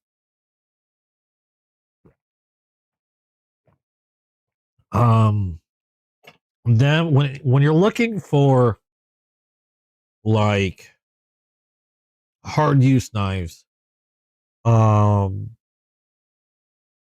I've carried a lot of different knives on me, and I'm an average user. I'm not taking these to like construction sites. I'm not hammering. I'm not opening paint cans. I'm not chopping wood. I'm not even splitting wood, batoning anything. I'm not I'm an IT tech. The knives that I carry because I'm cutting cable ties, I'm cutting zip ties, I'm opening boxes, cutting cardboard, ropes. I think the toughest things that I generally cut through are zip ties, like thick zip ties and cable ties, um, and like maybe thick double-walled cardboard, which you'd be surprised at how aggressive and how abrasive cardboard is. Cardboard and like various types of rope, like sisal rope and things like that, are probably the toughest things I put my knives through. Um, so uh, I'm not a particularly hard user on my knives, but I will say that if I ever felt like I needed something that can really take some punishment, it's it's going to be cold steel, Demco from what I heard. And now that I've had these and got a chance to play around with these, I can really feel like the Spydercos can handle quite a lot that I can throw at them. And more, in other words, basically what I'm saying is these knives, the Spyderco, the Demco, the cold steel that I've mentioned, will outdo whatever I normally do during a day. These are super nice, super tough knives. These knives, I have no doubt, will handle stuff that, to be quite honest, I wouldn't try putting some of the other knives that I've been known to carry. I wouldn't put those knives through what I feel like these knives could handle, because I'd be more worried those would probably break or fail on me, where these would probably handle it much easier. Like I would definitely say these are probably more tough than, and nothing against Kaiser. These will probably handle a lot more than that Veritas that I just had. In terms of really hardworking tasks.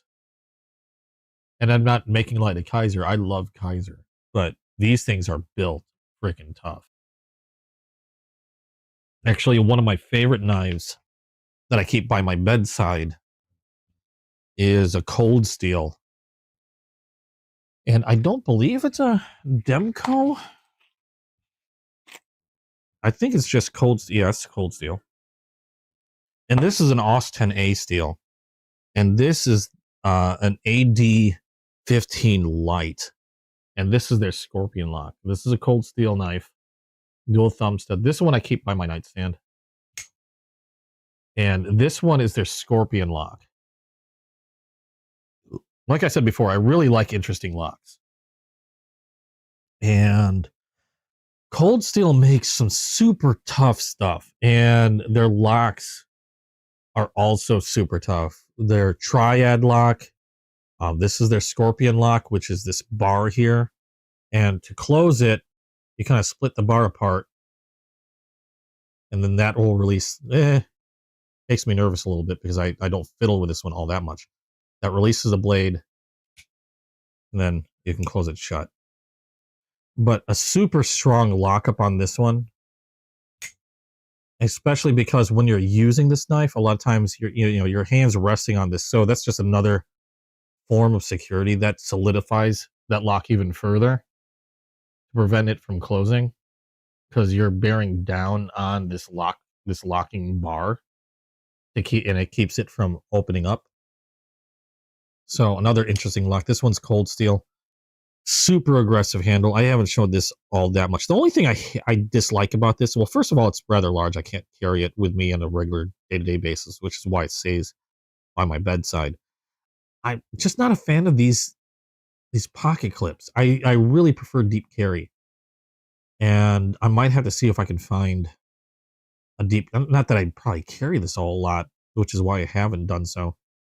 But eventually I'll probably find a deep carry pocket clip for this one. I don't even know if you can change scales on this thing. This thing looks like it'd be a pain to change scales on.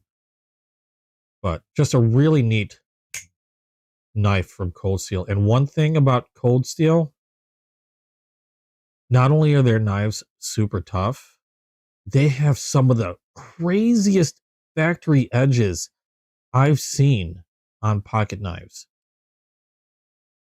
When it comes to factory edges on pocket knives, Cold Steel, and surprisingly enough, SRM, which is a budget knife manufacturer, or I don't know if they just, I know I've seen some pricier stuff from them, but I see a lot of budget SRM knives. And when I say budget, roughly around 50, sometimes less. Okay. I don't know who does the polishing, the knife finishing, or edge finishing on SRM knives, but they need a raise. Or somebody like some of these other manufacturers, should headhunt them, because whoever's doing the factory edges on those SRMs, they're not getting paid enough, because those are some of the sharpest knives I've ever seen on or the sharpest factory edges I've ever seen on a knife. And I've compared a lot to them, but Cold Steel is right up there. These have been fantastic. Do I have any SRM in front of me right now? No, I don't. Where are my SRM knives? Yeah, I have them in this roll. Yeah, I think this is my SRM roll. But to give you an idea, I'll pull out any SRM. See, this one I haven't looked at in a while. If you look at the edge, and now I haven't done anything with these SRMs. This one is I don't even know what kind of steel this is. 255 LGT is the model. But if this focuses, look at the polish on the edge. And this is a budget knife. Ooh, careful. I know I cleaned my lenses on my phone. But whoever's doing the finishing job on these SRMs, like I said, they're not being paid enough. I mean, they get their edges to a mirror polish.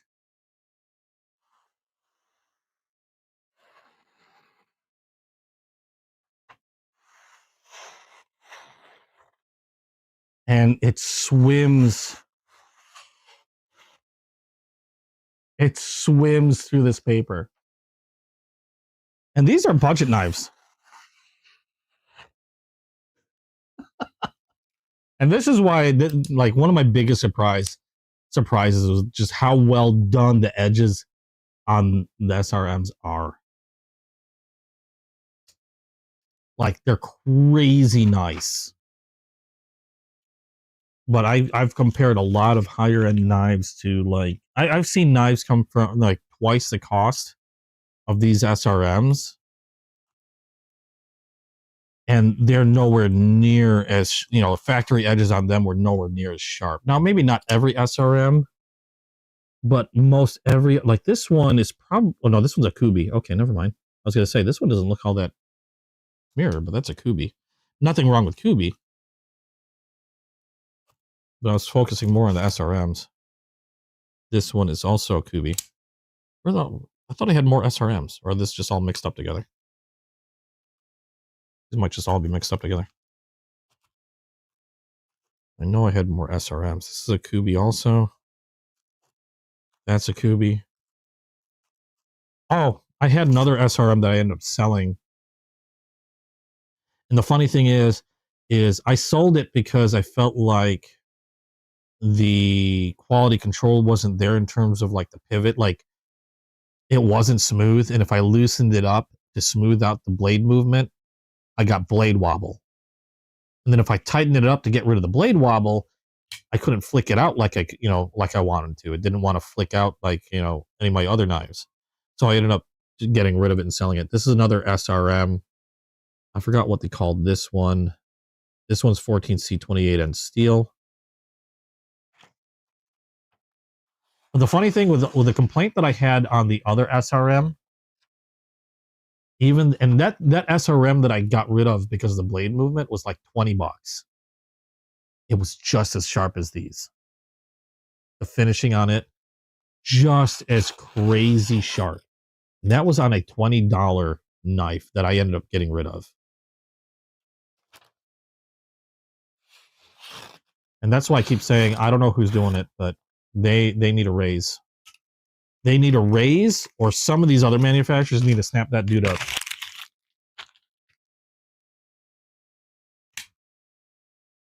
Oh, Rubik's. Thank you, Waylon. I've got so many knives, I'm starting to forget what some of them are called.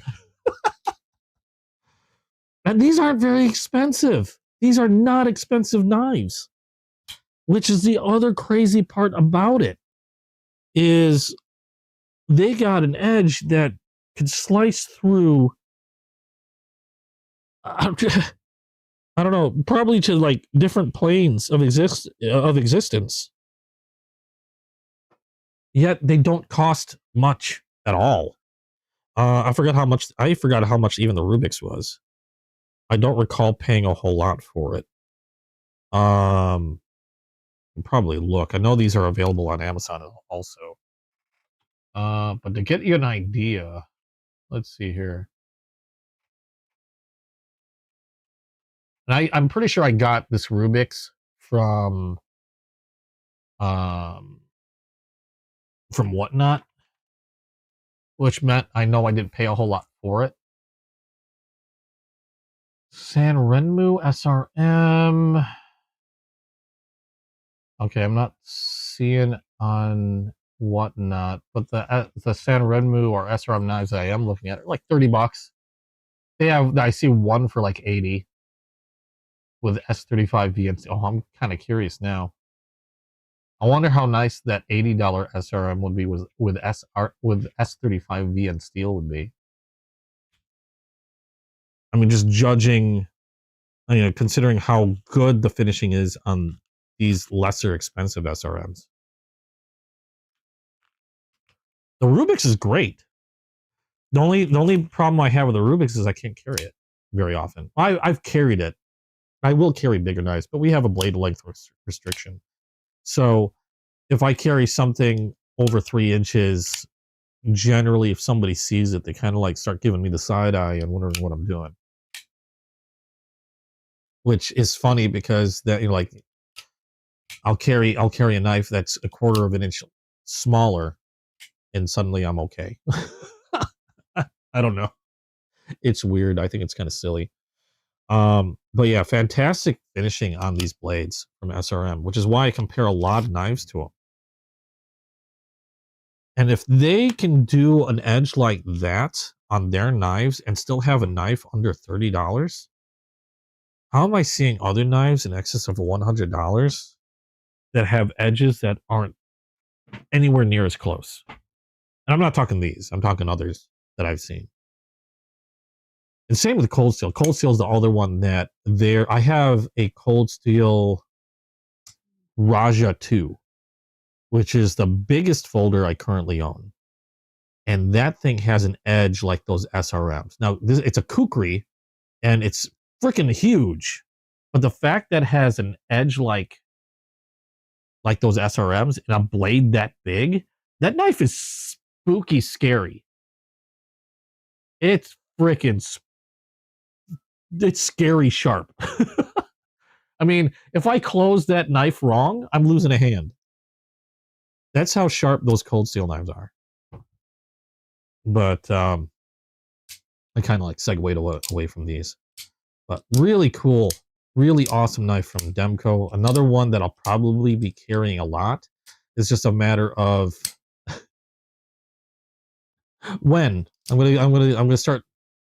Yeah, is this gonna be my Monday knife, my Tuesday, my Wednesday, and then cycle through? I don't know. But really, really awesome knives. I have really this box. I'm at the point where I have more, not like if I were to carry, I can technically carry a different knife for every day of the year, which is probably tells me I've got a problem. I can carry it when you can carry a different knife every day of the year and not carry a knife more than once during that year. I might have a knife problem. But I still got to do a video on this one, so I'm going to pop this back in the box. Hopefully I won't have as much trouble opening that one on the video. But those so far have been the new knives. Not these. I got these a couple weeks ago. The new knives that I've gotten this week. Let me know what you think of them. And right now, admittedly, that for this week, that Demko is probably my top favorite acquirement this week. Where am I putting this one? I took it from my nightstand. No, here we go. About to try to make a custom set of scales for one of your fixed blades. Oh, really? You'll have to send some shots. I'd love to check that out. Hold on, let me fix my screen here again. There we go. Yeah, I don't get the restrictions. I mean, and they're really weird. And a lot of those restrictions don't make a whole lot of sense. I think it's more of, now this is just my thought. I'm not a lawyer, okay? So don't take this as some type of like, fact or whatever. It's just how I feel about them. I think a lot of those knife laws, a lot of those particular laws aren't so much, how do I put this? Because they take in consideration, and I think it states it in the law, they take in consideration intent. Carrying a knife with, what your intent was when carrying a knife. So, in my opinion, a lot of those knife restrictions are more of sort of like a tack-on thing. So basically, if you are breaking the law already, okay, and say you rob somebody and they catch you, and you happen to be carrying a knife longer than 3 inches, well, now that's another charge they can kind of tack on, in conjunction with whatever else you were doing. You not only were you robbing a place, but you were armed with a deadly weapon. That's something that they can tack on to you. Things like that. That's my thoughts on it, because I don't think they're really actively looking for people just that happen to have a pocket knife over 3 inches in their pocket. They're not stopping people everywhere and checking the knife length on their pocket or anything like that. I think it's more of, if you're caught doing something bad, that you're making it worse for you by carrying something like that in your pocket. At least that's my thought on it. So now what to do for the rest of the video or rest of the live. Now I've been talking about possibly customizing a few more knives, another knife. And one of the knives, you'll have to excuse me here as I go through some of my stuff, because where are we at? I wasn't thinking about it and I didn't pull it out, so I'm gonna have to find it. One of the knives that I've been considering customizing was a red bone. I did a test on a red bone earlier and it came out actually pretty well. Where is it? Where did I put it? And it was a Browning Trapper that I burned. There it is. It was a red bone Browning Trapper that I burned. The only problem with burning this one is I think there might have been some other stuff like adhesive in there that I was burning also, because it was giving me a weird smell. Compared to like the case knives that I've toasted in the past, it gave me a weird smell. But it came out pretty well. And the funny thing is, that exclusive I was talking about, that SMKW came out with just a couple days ago that's already sold out, was a baby dock, and they called it the smoked bacon. And when I took a good look at it, I realized the smoked bacon was essentially a red bone knife that they had torched. You know, that they added a little burn to, which is basically what I did here, a little on the darker side.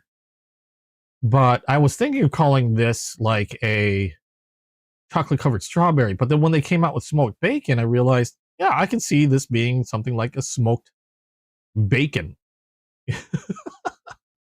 That I was really tempted to go ahead and toast my actual red bone case knife, because oddly enough, red's one of my favorite colors. However, I've never been all that keen on red bone knives. I have a couple, and the reason why I even have a couple is like that one there I got specifically to test out how it would look if I were to burn it.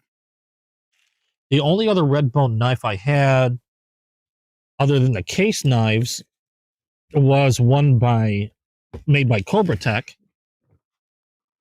and they were Cobra Tech traditional knives was a pleasant surprise. This is my case knife box because I haven't displayed everything yet. I have a red bone Cobra Tech. Now we're just gonna figure out what I did with my red bone. Shit. I should have had this out, but I wasn't thinking about it. I should have taken it out before, and I just completely forgot. Crimson red bone peach. Is that it? No, that's not it. Because that's a crimson. I wasn't going to burn the crimson. There was a red bone that I wanted to try and burn. I just realized I have no idea where it's at. These are a blue bone, worn gray bone, Crandall jig trapper. That's another one I was thinking about toasting. I toasted a gray bone previously, and I thought it came out fantastic. Where did I put it? It's probably one of my favorite knives when it comes to knives that I've toasted. I have my knives everywhere, so now I've got to figure out where I tossed that fella. Here it is. This pocket worn mini gray bone trapper I thought came out really nice. It reminds me of, the reason why I did this was because they have a gray bone called a tin roof that I thought was just absolutely beautiful.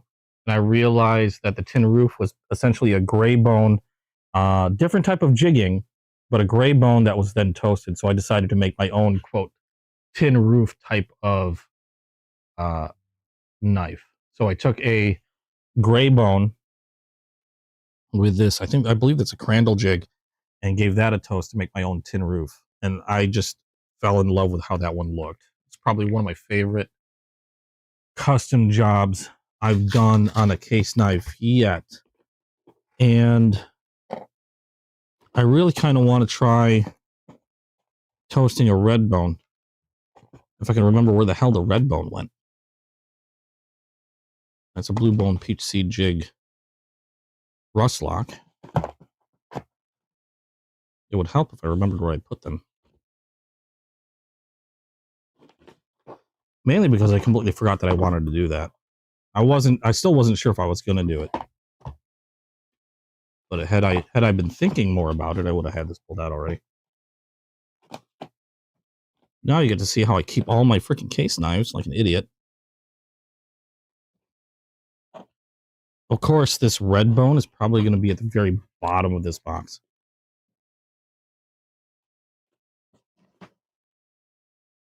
Smooth curly oak.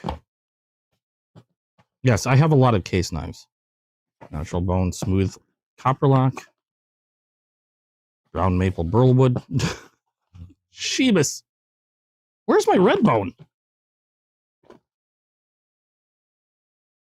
Green apples. Blue sycamore. There's my blue sycamore baby dock. It's gonna be the last one I look at. Okay, I don't know what I did with my red bone.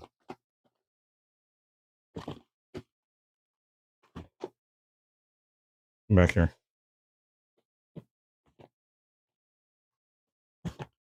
Red bone, where are you?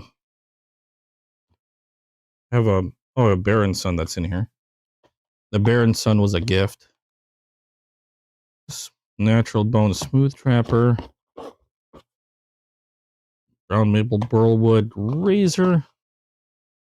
Ah, finally. Good grief. Sucker was really hiding. Okay. Finally found it. That was a pain in my butt. Okay, get in there. Make sure. I'm trying to keep these separate because I got to put them in my. I still gotta put my other knives. I still keep that spreadsheet. So this is the knife I'm thinking about burning. You'll post it? Good. I want to take a look. Looks like burnt bologna. I don't know. I wasn't sure about burning the red until and then I saw that smoked bacon that they did. And this one's more of a, now they call it a dark red bone. But I believe like that, I don't know, they look kind of similar. The browning, I think the browning was a little darker red than the case. So I'm still kind of on the fence with this one. Mainly because I don't know. Like I said, red's one of my favorite colors, but for some odd reason, I'm not the biggest fan of red case knives. And I don't know, I don't know what it is about it. But I think because a lot of the red bones that I've seen tend to look synthetic to me. Not that I have anything against synthetic ones, but generally when I get a knife with bone scales on it, I like the bone to look like bone. Or at least, because the red bone, at least this red bone it actually looks really nice, but most red bones that I see tend to have like a very synthetic look to them. But yeah, I've been on the fence with torching this one. And that's why I got this browning, was to kind of test it out and see how it might look. And I didn't think it came out too bad. But I don't know if the case is going to react slightly different, because this one kind of toasted a little weird. And like I said, I think there was some adhesive in that, like that shield that Browning has, because that some stuff bubbled up and it smelled funny. I might have gotten a little loopy when I finished doing that one. So I'm still unsure about that. I mean, there's a good possibility I still might. Yeah, I still might do it today. Let me mull that one over. I'm going to keep that out for now. So now that I know where it's at, I don't have to go digging around for it. So the other thing I was thinking of discussing today is, now that we're reaching towards the end of the year, I know a lot of people have been, I've had quite a few people ask me questions on like my opinions in regards to, like, knives for presents. Like, what are my favorite knives? What would I consider to be my top knives? Things like that. Because, they're looking for ideas, probably for Christmas presents or even for themselves. And every once in a while I'll mull it over, but I haven't really sat down and thought about what my top knives really were. And I thought we'd go about and really start giving it some thought today. Now, I've been trying to figure out a way to break it down.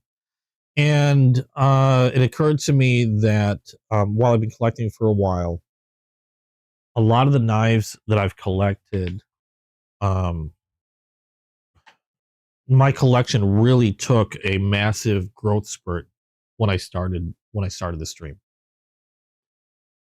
And I've collected knives that were released this year. I've collected a lot of knives that have been out for a while. And so I think the way I was going to do it was, I wasn't going to do a best of 2025 releases, but I was thinking more along the lines of just generally my favorite knives in my collection, regardless of when they came out, and also in turn just breakdown in price. And so I was going to go like best ones for under 30, best ones like under 75, 100, there, so on and so forth. I just wasn't sure where to break them down to. So I was trying to give it some thought. I didn't know if you guys had some thoughts on the matter as well, in terms of like how might one break one down. Because a lot of times when people mention like budget knives, for example, depending on who you talk to, you'll have people say like budget knives are anything from 15 below. And then you'll talk to somebody else and they'll consider anything from 100 below as a budget knife. Then you'll talk to somebody else, they'll say anything around 100 to 150 is a budget knife. It's all dependent, kind of personal to their own financial situation and such. The way I see it is, budget knives are going to be around the 50 mark. And then I would call like anything around like 100, 50 to 100, more of like your kind of like higher end budget. 100 to 200 starts to be like 100 to 200 starts hitting your, to me would probably be closer to your premium knives. And then over 200 is like my safe queens. Because then I don't want to take them out, because they're really expensive to replace if anything were to happen to them. And while I have taken them out, the thought that anything happening to them and then me not being able to replace it kind of sucks. So I'm not a rich guy.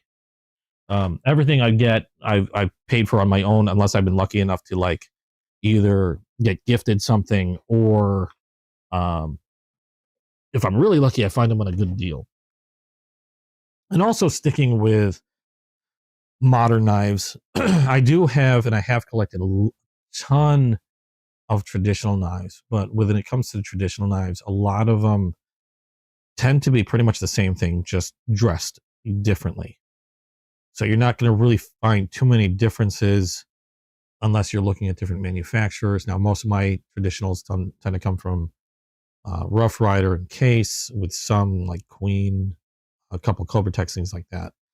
The problem is you're not going to find many differences. So when it comes to traditional knives, I have favorites, and we'll talk about that, but it's not going to be anywhere near as varied as my modern ones.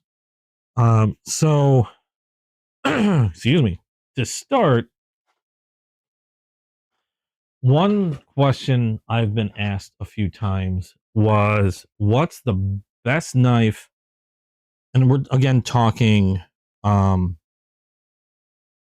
general, what's the best knife you can get for, I've heard twice, under $20 and under $30. Now, when it comes to modern knives, I think generally after you hit that if you're going below $20, going below 25, more often than not, it's kind of like good luck.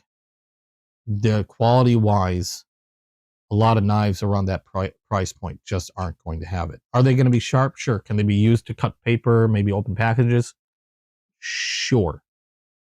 Nearly any knife's going to do that.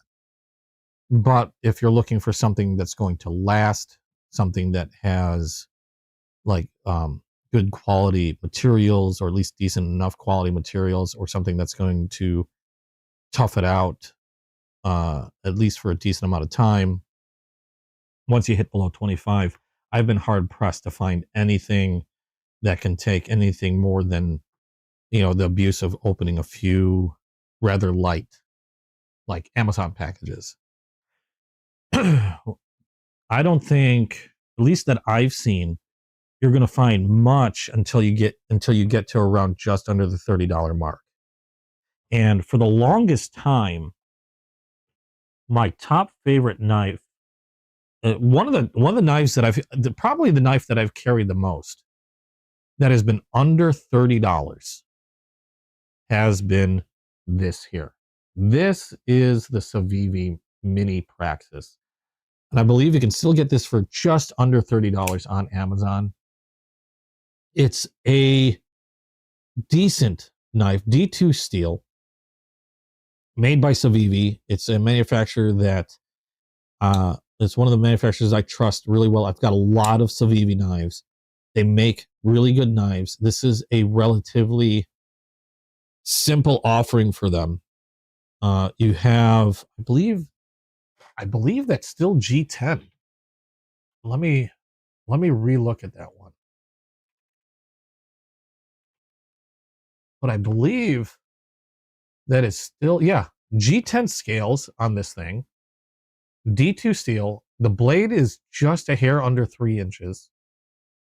Okay. So D2 steel, meaning it's going to keep its edge for a decent amount of time. It's got, D2 steel has great edge retention. It is a coated blade, so it should help with a little bit of the, corrosion resistance. You've got a liner lock that works really well. Rear flipper, making it nice and flippy. You don't have a reversible pocket clip on this one, but it is inset. And it's a simple knife, but it's well made. Quality on this is really, they're really well done, Civivi knives.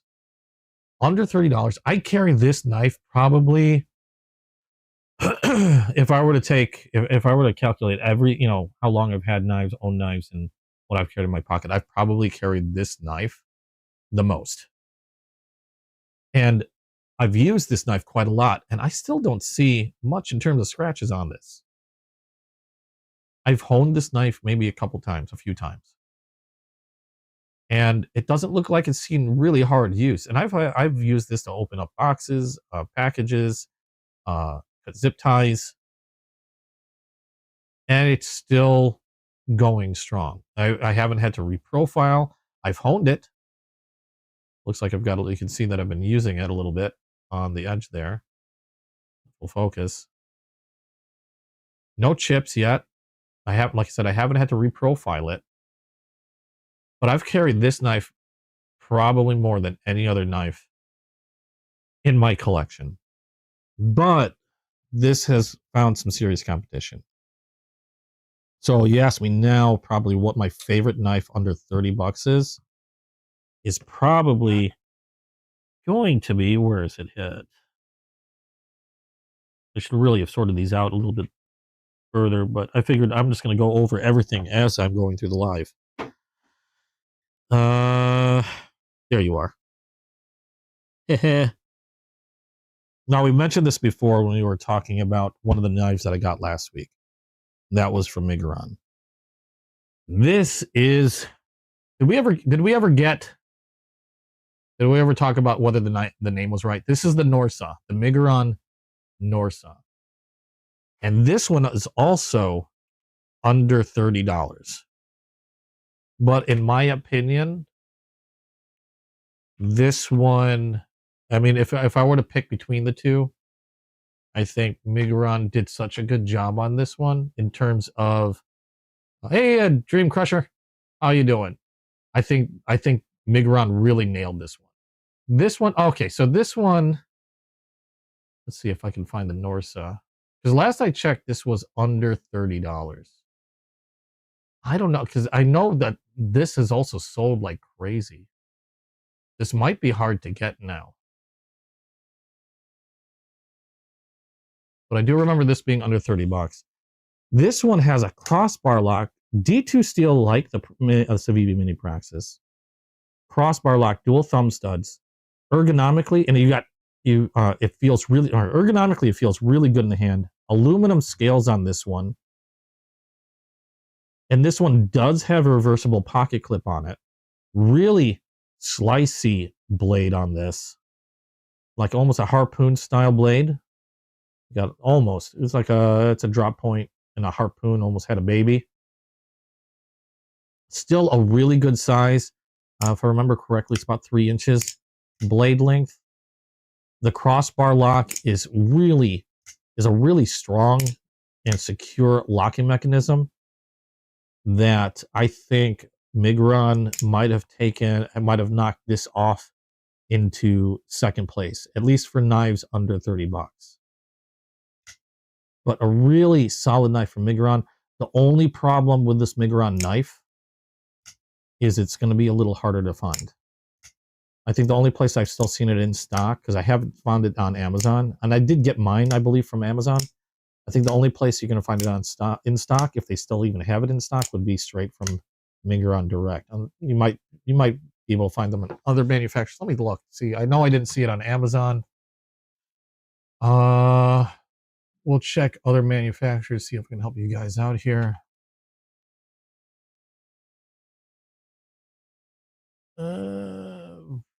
Oh, that's weird, because now... Nope. Okay, yeah. Norsa does not show on Amazon. Migron knives. Does the Norsa still show up on Migron's website? And... it's still on AliExpress. Let's see. We got Migron's site. And this is the bummer, because, okay, I do see it on... Oh, really? Okay, so I don't know if I can say it's under 30, at least on Migron's site. It's $30.95. But I do see it on Migron's site. So it's just a hair over $30. I don't know if you want to say that disqualifies it for under 30, but... okay. White Mountain Knives has it for under 30, but they are out of stock. Let's see here. Yeah, I'm not seeing it anywhere else. So it looks like Migron Direct or AliExpress might be the only ones currently having it in stock. Now, if you got it from Migron Direct, like I said before, it's going to be 95 cents above 30. But that's such a minute difference. I mean, if you really want to say stick under $30, I'm going to say the Mini Praxis still has it. But if you can throw a couple bucks more in, I would definitely go for the Migron Norsa. Probably the best, lowest cost knife you are going to find, material-wise, feature-wise. I mean, like I said, the crossbar, thumb studs, reversible pocket clip, which this one doesn't have, aluminum scales, same great D2 steel. Ergonomically, they're both pretty darn good. It's really, you know, I think because of the capability for the Norsa to be, you know, it's because it's ambidextrous, you can move that pocket clip over. That gives it a huge edge over the Mini Praxis. Plus, the build quality on this has just been super fantastic. You're not losing anything in terms of build quality. It's really fidgety, really easy to use. Depends on whether if you like liner locks at all or not. Another nice thing about the fact that this is a crossbar lock, aside from the crossbar lock being a very strong type of lock, is it's also finger safe. You don't have to pass your finger in front of a moving blade in order to close the knife, whereas with a liner lock you have to do that. So, and this is one of those that is a little harder. I can still use my thumb, the pad of my thumb, to close or to unlock the blade, but I know earlier I don't know, they have, I wish they gave a little bit more of a cutout to get to that liner lock.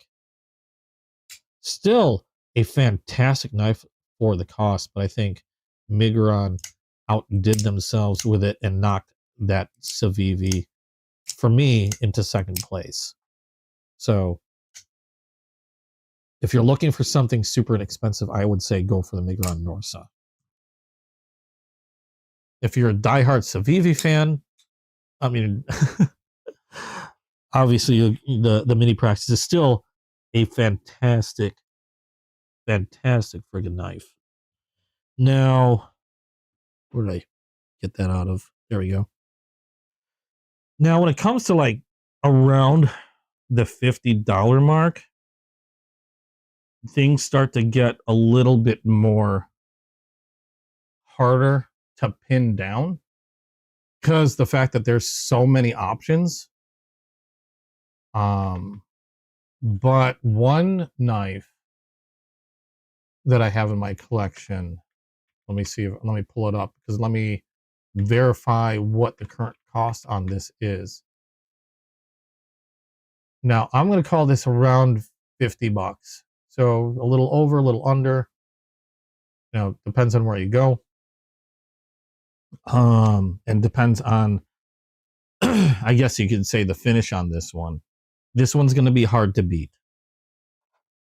Probably one of my all-time favorite knives in my collection. Where are you? I really got to consolidate some of my knives a little better. Yeah. Did I have you in that case? Did I have you in this case? The sad part is I need more cases. Where did I put you?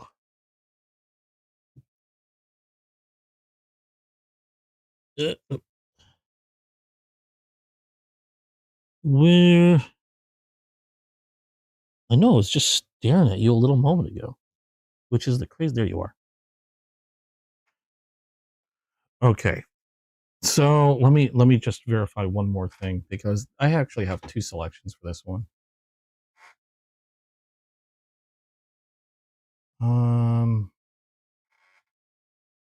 And this one. So I'm trying to help you guys with your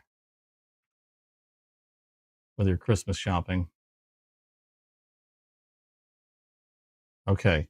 So at around $50, this is probably my top knife pick. Now, again, this isn't necessarily, you know, what's come out 2025. This is just what I have overall in terms of, doesn't matter when I got them. And that is the Vosteed Porcupine.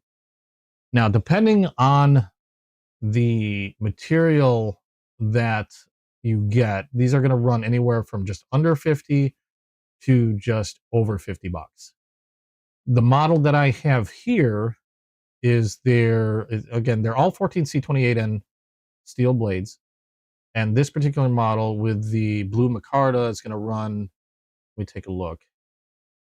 On Amazon, this one's running for $55.20, but if you don't mind getting like brown micarta.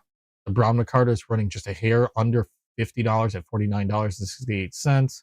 They have one with a blackened blade. That one's running for under $50. So it all kind of depends on what material you're looking for. But hands down, I don't think for like $50 you're really going to beat this knife. It's got a 2.99-inch blade. It is a top liner lock, which is it's a liner lock, but you don't use your finger to unlock the blade. It has a button. You press down the button, it moves the liner out of the way, and you can close the blade, which makes it really easy to use, finger safe, a very accessible thumb hole, really easy to reverse flick, really easy just to use your thumb, or you can even just use the button. You have a reversible pocket clip, wire style pocket clip with a lanyard hole, generous jimping on the back, not only just on the spine itself, but if you look, you have jimping back here above where the thumb hole is. You have jimping forward on the spine. You have jimping all along the back edge of the scales, and even where your fingers rest here, giving you a really good grip on this knife, a decent and generous finger choil on the blade, allowing you to choke up on it. A really nice and slicey 14C28 end steel blade. I have a hard time finding anything that will beat this knife in terms of material, cost, usability, and even style. It's just an awesome looking knife. They do have a good amount of variations in terms of color. It's a great knife, and for $50, this is really, really hard to beat. It's a freaking amazing. I think a lot of people would agree that this is just an amazing, amazing knife. And look at the blade. A nice fat belly on that blade, giving you a lot of edge, like, a lot of cutting edge, nice and slicey. It's a super great blade. Now, the reason why I had to pause for a little bit and take a look at another knife is if this is just out of reach, okay, just out of reach, and you wanted to save a little bit more money, or you wanted something maybe a slightly harder use knife, I have one other recommendation. If you wanted something just a hair less than this, and that would be the Ontario Rat 2. Now, the reason why I mentioned the Rat 2 is because it's a similar sized knife. They have a Rat 1 that is bigger, has a I think over 3-inch blade. These have, if I remember correctly, I think it's just under 3 inches. I'd like to say 2.9 something. I'm trying to recall, but yeah, it's going to be 3 inches or just 3 inches or just a hair under. And again, because of the state that I live in, that's the reason why I'm pointing to this particular model. The Rat 2 comes in at right about $40. And they do have a few other colors. It's an AUS, if I believe correctly, AUS 8 steel. Yeah, AUS 8 steel on this one.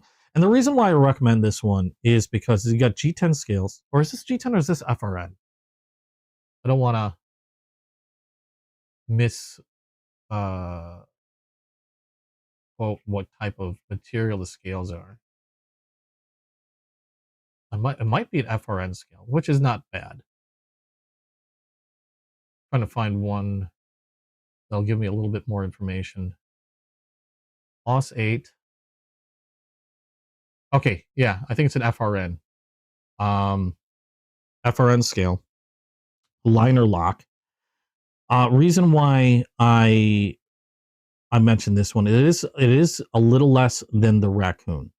So if you can't quite make it to the Raccoon, if you need to save $10, the Ontario Rat is a workhorse. This one does not have ball bearings like the raccoon does, but what it does right on our washers, which gives it a very strong pivot, and the fact that it won't get as gunked up. These are Ontario rat knives.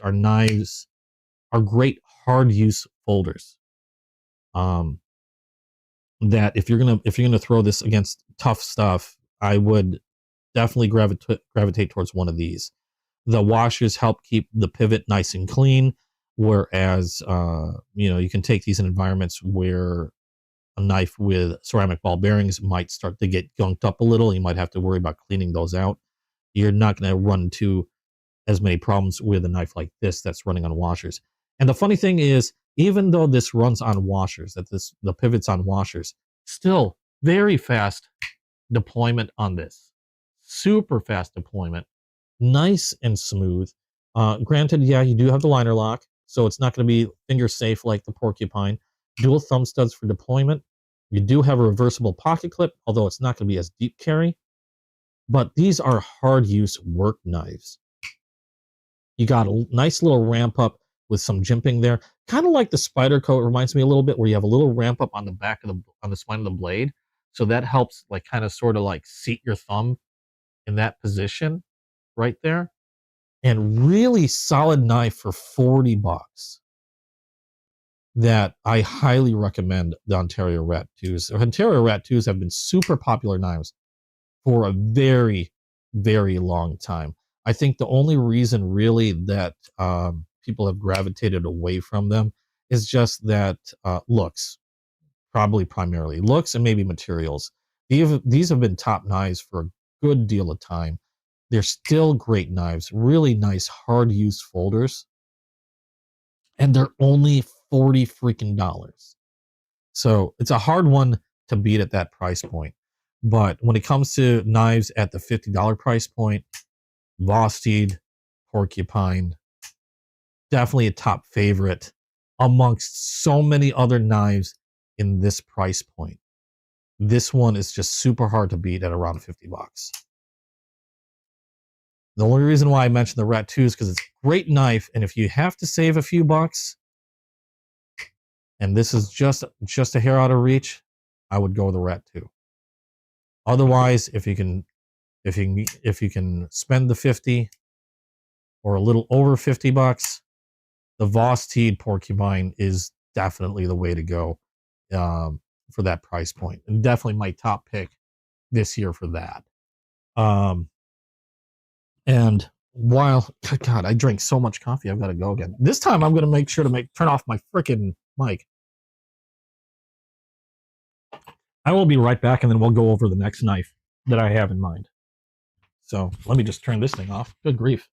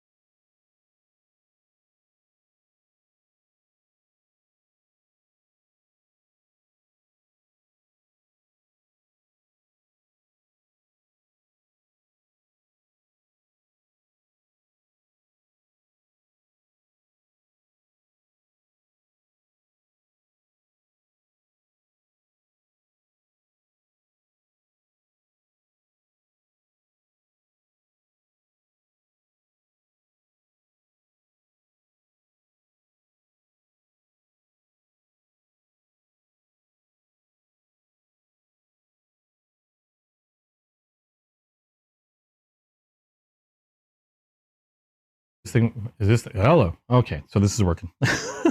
Sorry about that. Oh, God. What? You missed me going to the bathroom the first time. That's what you missed, Dream. Anyway, okay, so this right now is probably my top. Let me pull that Norsa back out. so I don't forget. That's not the Norsa. Where'd my Norsa go? So right now, this is what we're looking at in terms of like expense. Okay. Top for 30, top for 40, top for 50. That's a lot. I'm not going to go at every $10, price point, but I guess it just worked out that way. If you must go, you know what? We're going to throw a bonus thing in there. If you must go under 30 bucks, okay. If you need a really, really inexpensive folder, now it's not going to have a lot of bells and whistles. It's not going to be a fast deployment knife. But if you really have to go under 20 bucks, I've got two knives I can recommend. One is the Opinel or Opinel. Okay. If you absolutely have to spend less than $20, we've got the Opinel. These are surprisingly good knives. Now they're not flicky. They're not going to be, super quick use knives. It's not even really a hard use knife. This is great for cutting, for dicing up veggies, cutting your steak and stuff like that, or doing light tasks. But if you must go for under $20, the Opinel, at least with the Opinel, you do have on their larger versions. So when you start getting to the really small versions, you lose this. But they have their little locking collar that does lock the blade in place.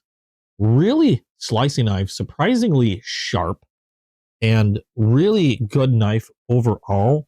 And probably one of the only knives I could recommend for under 20 bucks.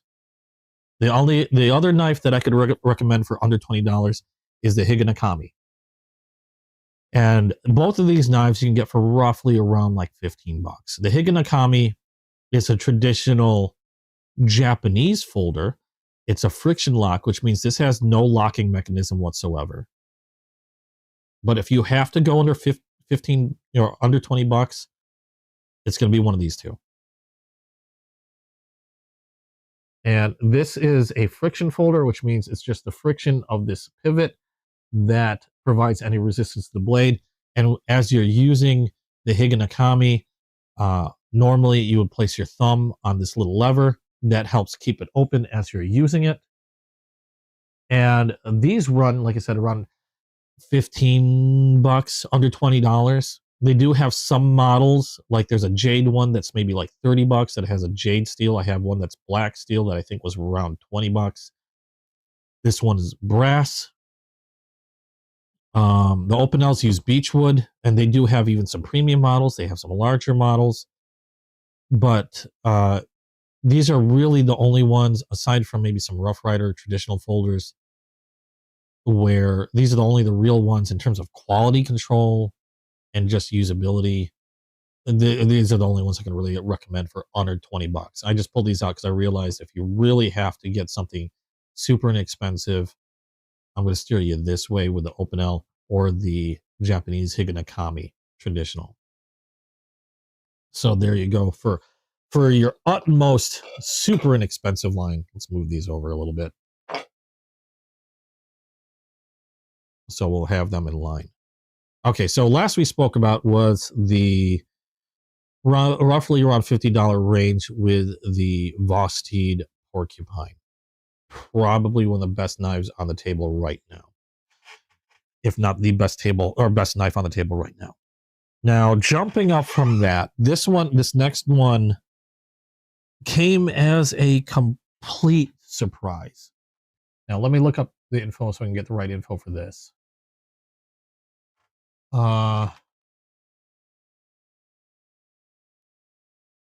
Let's see.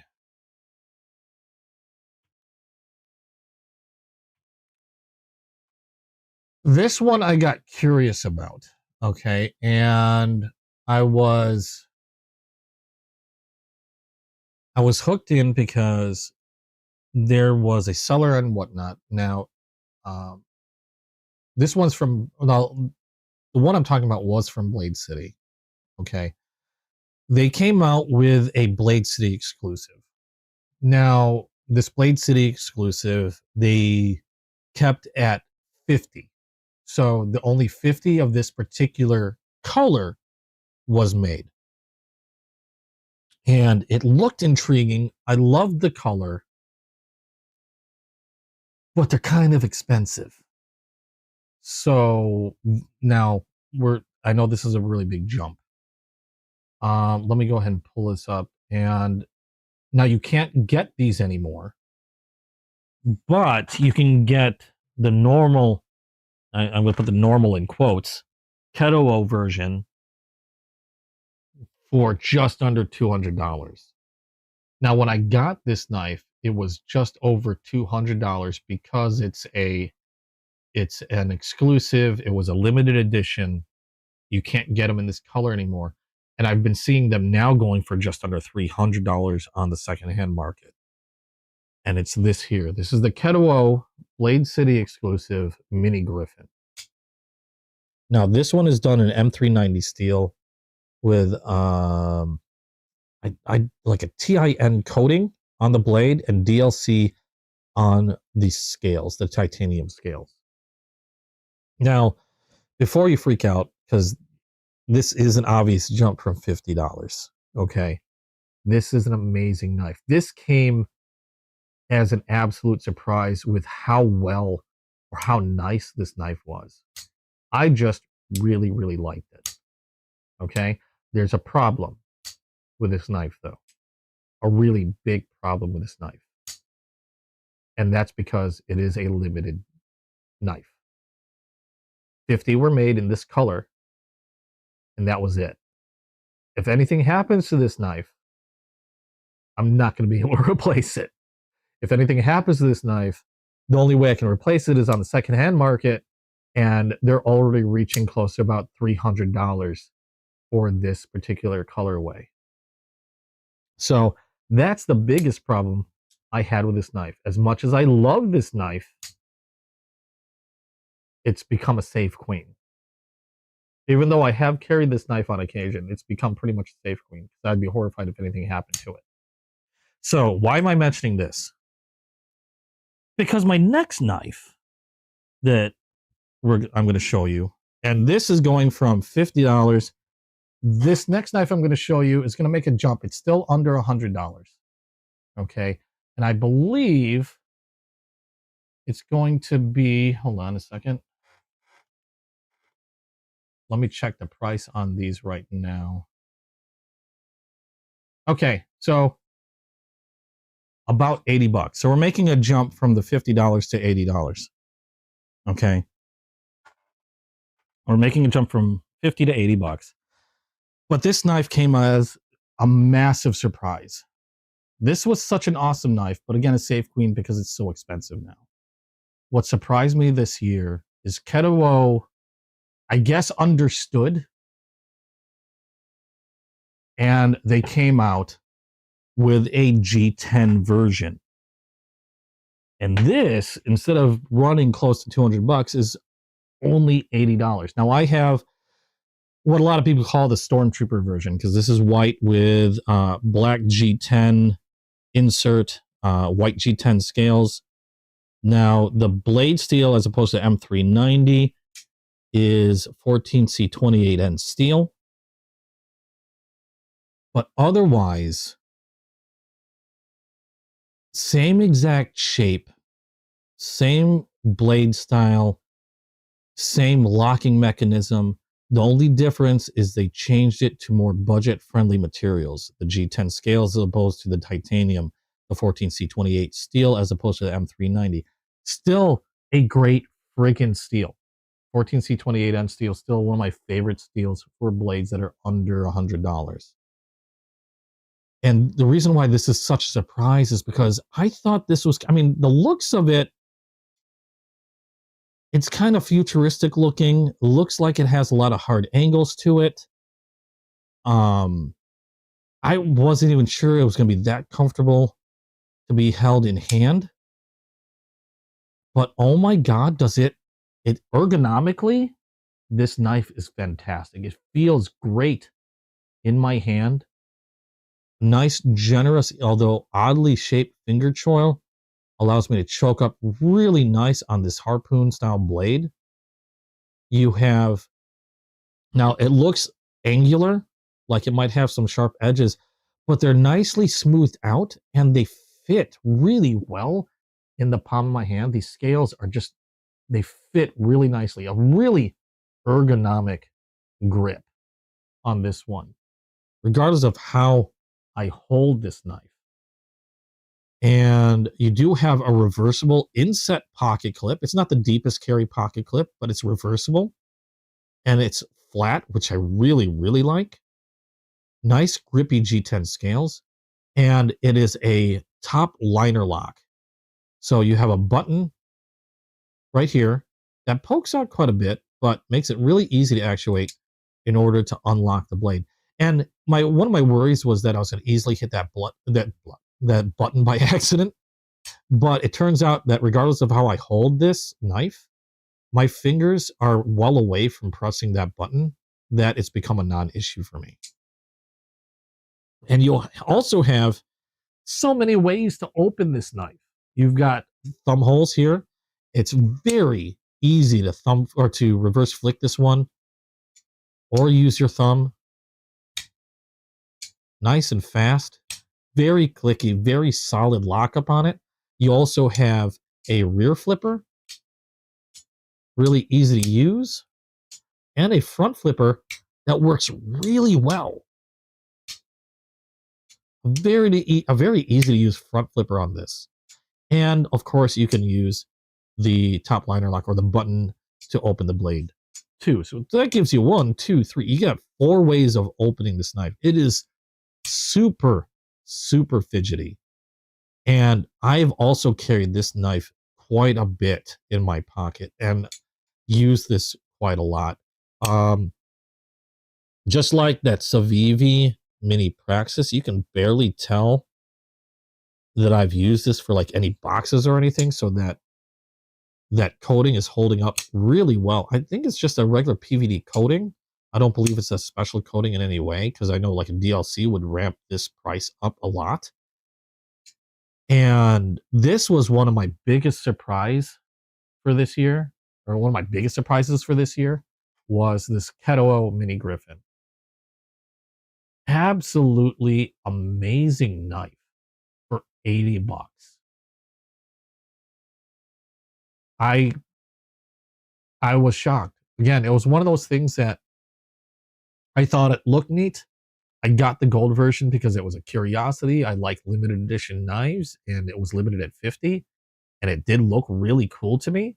But even I had to admit, I wasn't sure how it was going to be in hand and stuff like that until I got it. And then I fell in love with it. My only problem with that other one is it's just so expensive now, and then I don't want anything to happen to it because I can't replace it.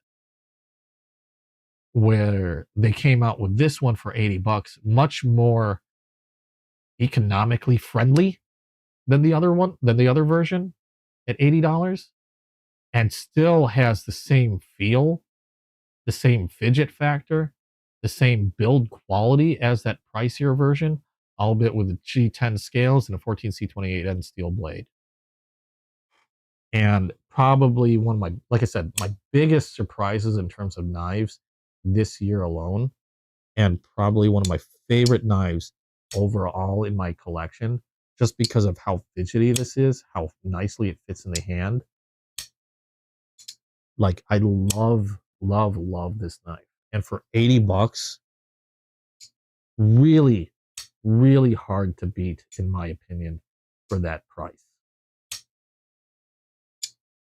Just a really awesome, awesome blade. So that one, in terms of like favorite knives, up, coming up pricier than when we're going up from 50 to 80 bucks, that takes the place of that little bracket right there as my top pick for a knife around that cost. Now, from this point, we sort of take a jump, and there's a lot of knives, there's a lot of competition in these knives, once you start going from like 100 to, I'm going to say like 150. So between 100 and 150, you got a lot of knives in that price point. It starts to get, it gets about as crowded as the between the 50 to 100 realm, in my opinion, or at least from what I've seen. And my utmost favorite knife for between $100 to $150. So we're going from under 20 with these two, 30, 40, 50, 80. We're going to jump up to about 140 to 100, just under 150 bucks. I think these knives are some of the hardest to beat in that price point in terms of material and usability. And that's going to be, for me, the Kershaw Bel Air. I like this knife so much. I have two of them. Kershaw Bel Air. This has been out for a while now. It's not super new, although recently this year they came out with different materials for the scales, different blade styles. So now you have much more variety in terms of what you're looking for in a Kershaw Bel Air. But even at their most basic, you got the original one here came with, this is aluminum scales, a stonewashed blackened Magna Cut steel blade, crossbar lock, reversible deep carry pocket clip, thumb studs for deployment. And this one I think they ran around just under 150 bucks, like 140 bucks. I know I've seen these at. These are still some of the hardest knives to beat at that price point because of the materials and just the overall usability. The Magna Cut steel is probably my favorite steel when it comes to pocket knives because of its very even, rounded out traits. It's got it has good edge retention, great edge retention, great toughness, great corrosion resistance, all that, in one steel, and which made it my most favorite steel for when it comes to pocket knives. It's just a really good all-around steel. I've carried these Bel Airs a lot. I have this one, and then I have one with a non-coated blade in blue anodized titanium. Blue anodized aluminum. A little slicker than the original, but still an awesome blade. Both of these are with kind of like a sheepswood or reverse Tonto style blade, which I really, really like. Super fidgety. Nice, secure crossbar lock. And again, for the materials, that Magna Cut steel, the scales, the blade shape, the styles that you can get these in now, I don't know how you can beat these. Yeah, there's the Bel Air XL now. You have clip point blades. You have micarta scales. This one was an original. It's still, even the original itself, fantastic knives. And at 100 and like I said, between 140 $150, it's hard to find a knife that beats it at that cost. Tremendously awesome knives and material on these. Again, some of my favorite knives in the collection, along with the Kettlewell and the Reckoner. Not the Reckoner, the Porcupine. The Porcupine. These three I've carried a lot in my time. Since I've been collecting knives, I have carried those a lot. So yeah, for between 100 150 bucks, the Bel Airs, for me, they take it hands down. Hard to beat. If you tell me a knife that can beat the Bel Air at that price point, I'd be interested to hear. This is my opinion. I think it's just really tough to beat these knives for the material and the cost. And I think the Bel Air alone is probably one of the things, because I for a long time I've had Kershaw knives, but I've always seen a lot of Kershaw knives in the past as being. I've had a lot of Kershaw knives. They, for a while, they started to kind of like lose their. How do I put this? They kind of started to lose their edge with me. They were doing a lot. They did a lot of they do a lot of assist. They still do a lot of assisted knives and things like that, but they just weren't catching with me. They were starting to get kind of boring to me. And the Bel Air came out, and it sort of, I believe the Bel Air really rejuvenated Kershaw's line. The Bel Air, the similarly styled Iridiums, I think they really rejuvenated Kershaw, in my opinion. American made, Magna Cut, made in the USA, 140 to 150 bucks. So if you've got the budget for that, want to get a really, really nice knife.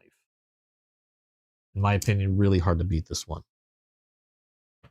And we're gonna go with that one for 140, 150 bucks. Yeah, they had the Bel Air XL. I would love to get my hands on a Bel Air XL, but the problem with those knives, and I have a lot of knives that have bigger blades. The only problem with those knives is I can't really carry them because of the whole, blade length restriction. I mean, yeah, sure, I can carry them, but if I had to pull it out for some reason and somebody had an issue with me pulling a knife out, if I was cutting something and that I brought the XL out for whatever reason, that's gonna be the one thing that they look at, and then they're gonna they're gonna double take, and then it becomes an issue for some dumb reason. What blade length is the Kershaw Bel Air XL? I know the Bel Airs are just over 3 inches. I don't think they're 3.25. I think they're 3.10 or 3.2 maybe. The Kershaw Bel Air XL, I believe. Let me see. Oh no, it's 3.4 inches on this one. So yeah, getting close to 3.5 inches. Oh wow, they are less. On Amazon, this Bel Air in particular is going for $130, so even less than that. The XL is no, that doesn't sound right, because they're saying it's a 3.4. Okay, hold on, because they're saying the XL is 3.4. That does not sound right. Okay, I was right before.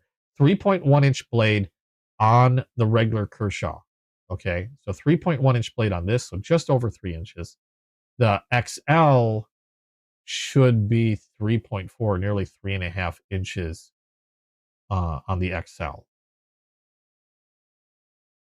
Unfortunately, I don't have an XL to show, because like I said, I would love one. And I do have knives that are bigger than 3 inches, but the only problem with those is I can't really do much with them. They're generally gonna stay at home. Even I'll carry this at 3.1 inches, no problem. It's such a minute difference.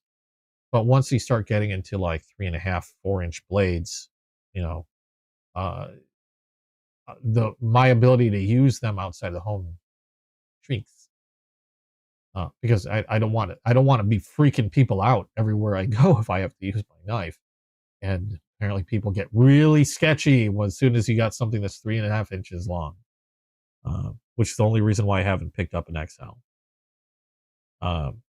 But yeah, now, and I was wrong about the price. When I got this, I think these are running just over $140, and right now on Amazon I'm seeing them for $130. And like I said, they're coming up in different blade styles, because originally you only had the reverse tanto is what they call it, or modified sheep's foot. Now they have clip points. They have different scales other than aluminum, like micarta, things like that. So now you have even more choices. But to me, super hard to beat this one for the cost and for the money. or for the cost and for the materials. So that one takes that spot at between, I'm going to say between 100 and 150. I'm going to make that its own spot there. So now we're getting to probably top knives between 150 to 200. Now, my favorite knives for between 150 to $200, I admit I haven't had that much time with. Okay. And just to verify cost, because I know as soon as I look, like I've already misquoted the Bel Air. The Bel Air is cheaper than what I even thought.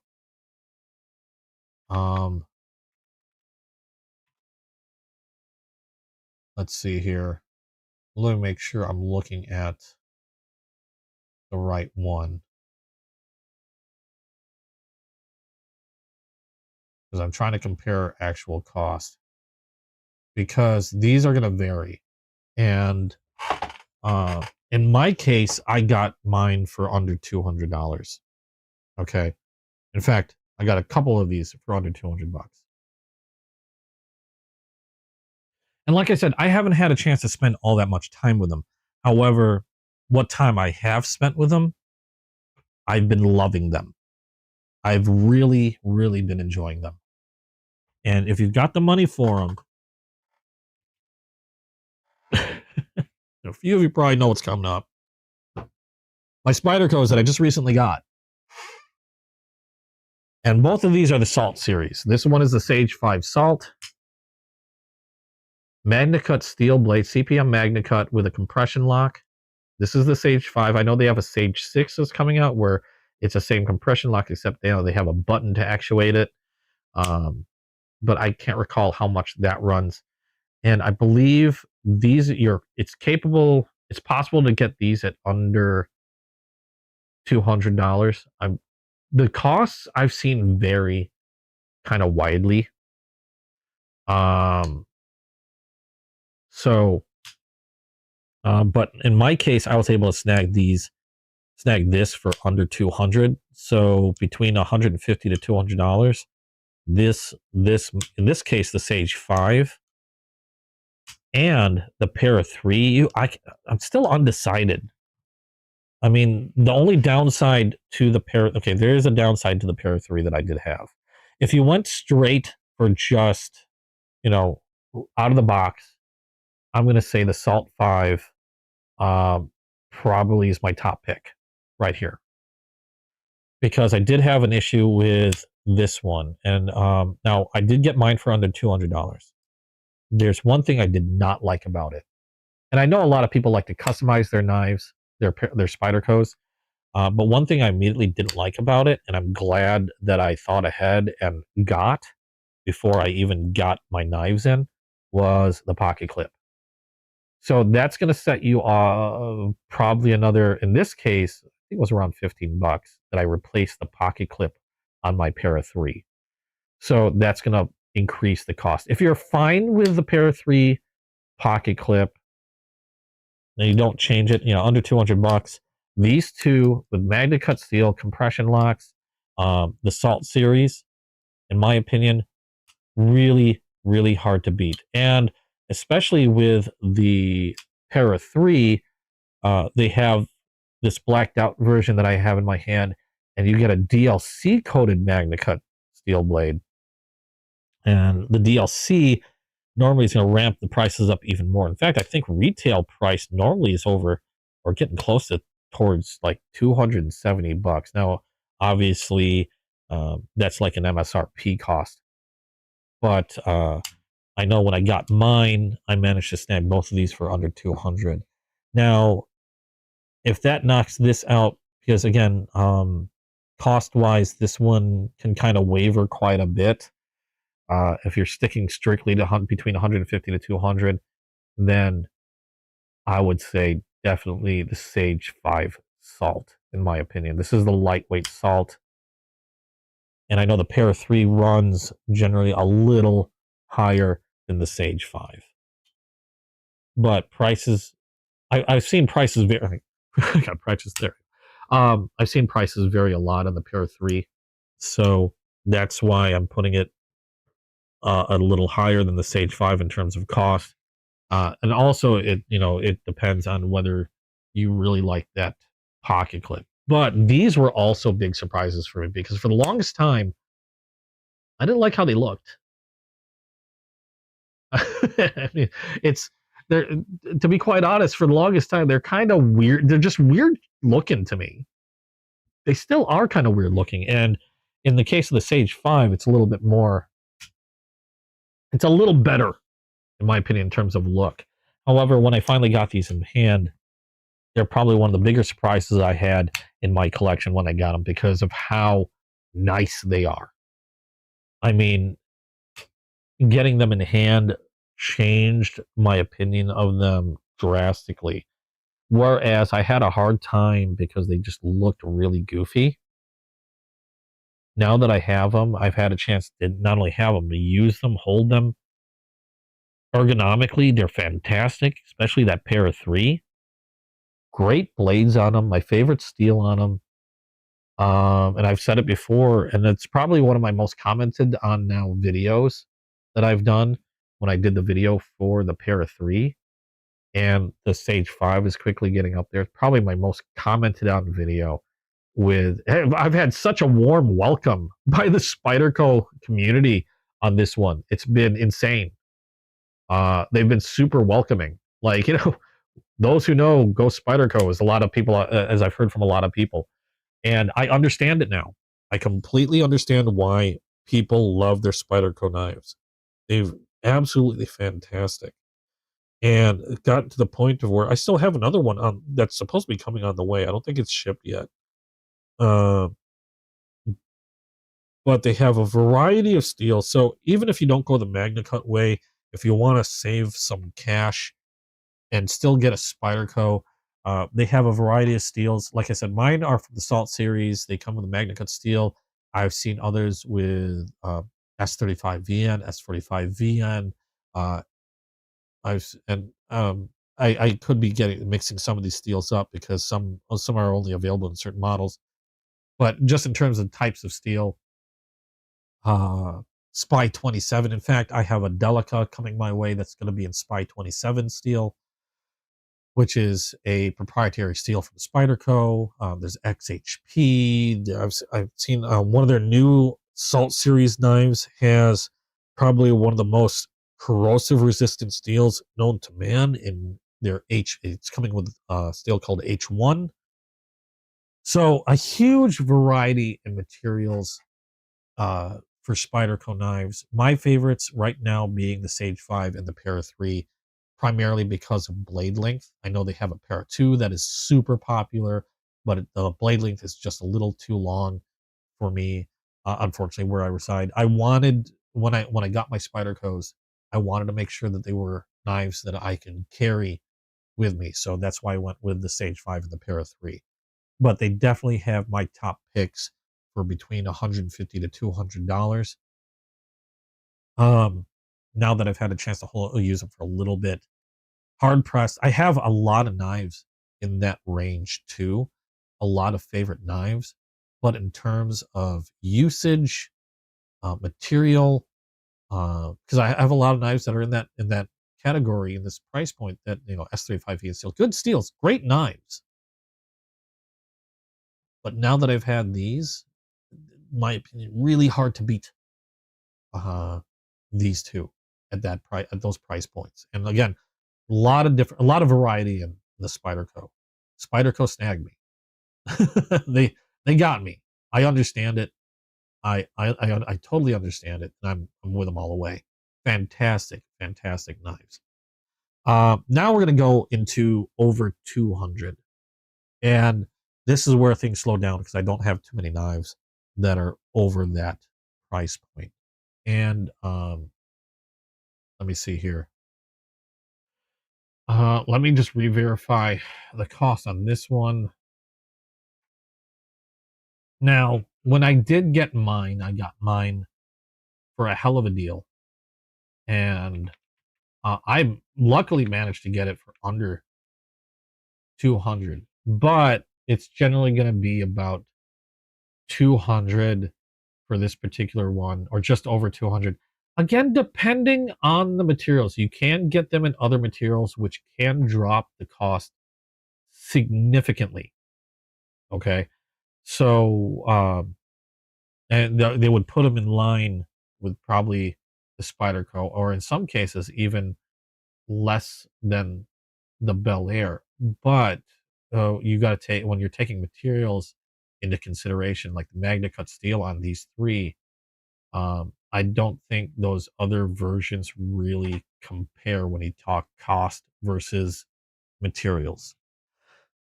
Excuse me. And so for the over 200, you can hear it already. For the over 200, I know I haven't spent a lot of time on this one, but I've learned and know a lot. I knew a lot about this knife coming into it. For over 200, for just over $200, it's going to be kind of hard to beat the Demco 80-20.5, especially for me anyway, especially with the shark foot blade. Absolutely amazing knife at the $200 mark. Now, this one does come in 20 CV steel. Ah, there we go. This one does come in 20 CV steel. So not Magna Cut, but a premium steel blade. Really super good edge retention with 20 CV. It's roughly about it's roughly like M390 steel. Actually, I don't even know if it's roughly. It's pretty much I think in line with M390 steel, which is used in a lot of premium steel blades. So it might not be Magna Cut, but it's a premium steel. Really good grippy G10 scales. The thing about this one is that shark lock is freaking fantastic. I love this locking mechanism. I think really the only downside to this knife is probably the cost, because it does make it a little harder to swallow being over $200 when you can get a Spyderco with Magna Cut for, or at least for me, I got mine for less than that. Especially with like the Sage 5, getting that for under $200. But when it comes to hard to use knives, or just really good knives with a really awesome shark lock, this is a fantastic knife. If you want a really good knife, you've got the money to spend, $200. It's an amazing knife. Now, I have had a chance to play around with these before, which is why I feel like I can really say that. Now, the ones that I've played with before didn't have the same material. I think the ones I've had before, or not, I haven't owned them, but I've had a chance to use them. I believe the one that I was using was, I'd like to say it was a D2 steel, I think, which dropped the price of this, which drops the price of this down. If you got the D2 steel version, I believe they're still around $100. I believe they're around $100 for the D2 steel version. It's a small pivot D2 steel blade. I don't believe it might be G10. I can't remember if it was G10 or FR on scales on the D2 version. So yeah, you can save some money. If you really, really want the shark lock, you can save some money that way and go with a D2. And I think I believe they have a S35V and steel blade also. I think that still runs around 200 though. I thought it ran a little less than this. But I think this is probably one of their better versions with a 20 CV steel. Their top version, and it's just over $200. Really awesome knife. I love the blade profile. I love the shark lock. Just overall awesome knife. I like the thumb studs work great. That thumb hole works fantastic. Also, a lot of people like to customize these as well.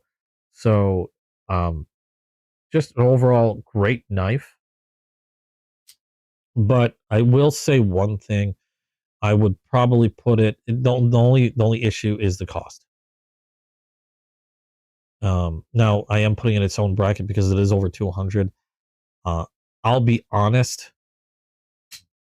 If they drop the price on this one to below 200, I would put them as serious contender. I would put this as a serious contender to these Spydercos.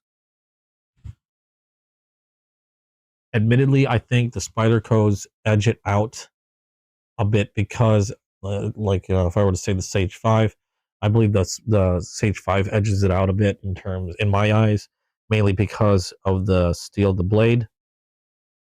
And I do like the compression lock, although it's not as ambidextrous as the Shark lock, but because of the cost. And I'm going with the cost material ratio.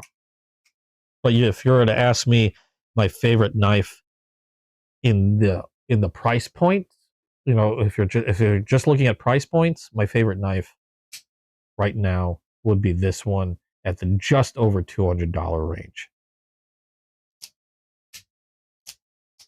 It would be this one right here. Now, if we were to go over that, I don't have much over the net.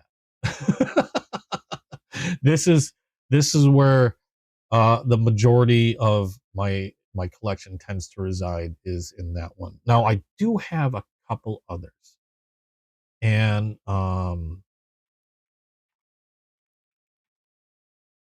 that I'm going to give special mention to.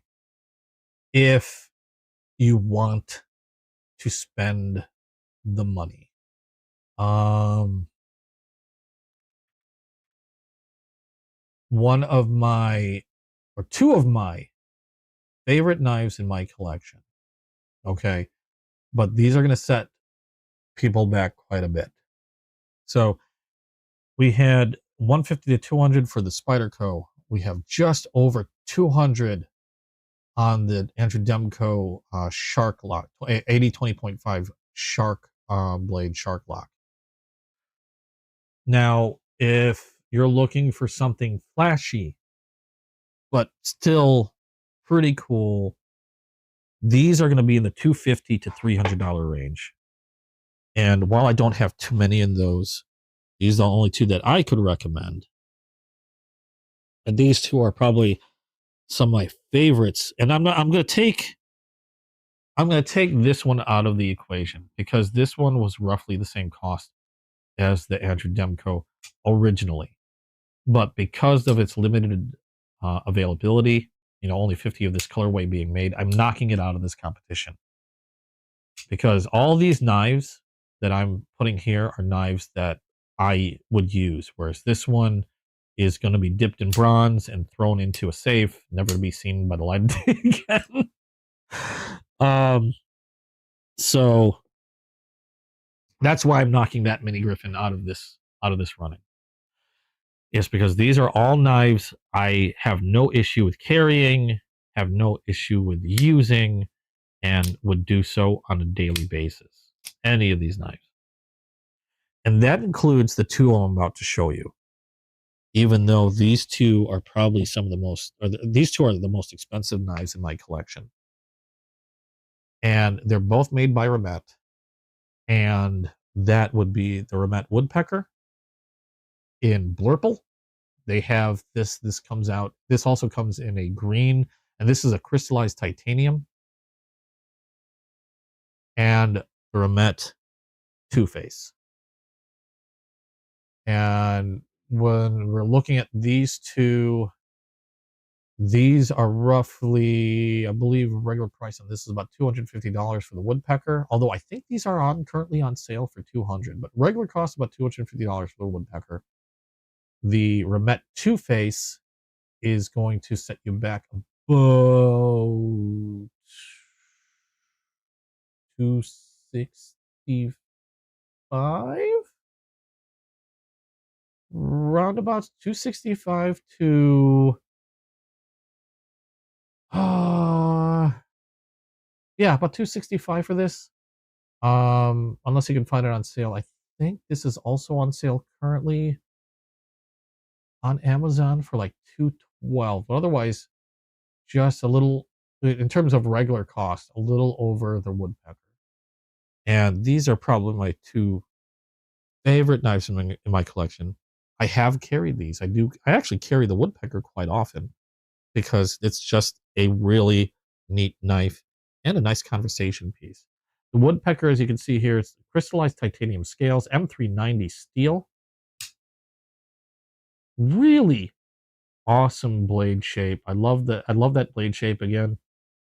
Really fast deployment. You got a nested liner lock for the locking mechanism. Really solid lockup. I love the pocket clip on this one, although it's not reversible, but it's probably one of the cleanest knives in terms of looks that I have. And the reason being is the unique way that they did the scales on this knife. And if you look at it, you'll notice you don't see any screws. You don't see a pivot on there. It's just clean lines all around and surprisingly grippy for being a smooth titanium. Nice strong M390 steel blade. And the way this works is, oh yeah, I love the coloring on this. It's this blurple color. The way this works is, because like I said, you don't see any screws. You don't see any pivot. But the way this works is you'll see some jimping back here. Now, if you press that in, okay, you press that jimping in, the scale slides up and pops off. And now you have access to all your screws. You have access to your pivot. And that now you can take it apart for finer cleaning. And then when you're done, these have a little key system. You just line up the keys and snap it back down. And the amazing part is once that locks into place, there's no movement. There's no play in the scale. It's solid on there. It's not moving or shifting around. They did a bang up job with these woodpeckers. I freaking love this knife. The downside is it's like 250 bucks. Now I know I got mine through whatnot, and again, I tend to bargain hunt. Now the price I'm quoting is going to be it's the price I've been mentioning, the $250, is it's what you'll normally see it about, roundabouts, if you're looking to get one. I was lucky enough to get mine at a super stellar deal on whatnot. I think I paid just under 200, but I'm a bargain hunter on whatnot. I look for the best deals I can, and I got it brand new at under 200. So I think I lucked out really well on my woodpecker. The other one is called the Two-Face. This is probably my most expensive knife in my collection, which is nothing to say. I know there are people out there that have much more expensive knives than this, but this is about the limit of what I was willing to spend on a knife. This one is designed by Osho, one of my favorite knife designers. He's designed some of my favorite knives from like Kaiser and like the Bulldog. Freaking love those Bulldogs. But this one is called the Two-Face. And I think he called it the Two-Face for two reasons. One is originally this came with a rear flipper. But if you look here, you can remove the rear flipper and then move it here, and now it's a front flipper. So you have two choices. Why he didn't make a rear and a front flipper, I don't know. I don't care. I just thought it was really neat. So now I don't have a little horn poking out here or a little thing poking out there. You have dual thumb studs for deployment. You also have a really deep fuller here, which is surprisingly easy to use if I want to reverse flick it. Like surprisingly easy.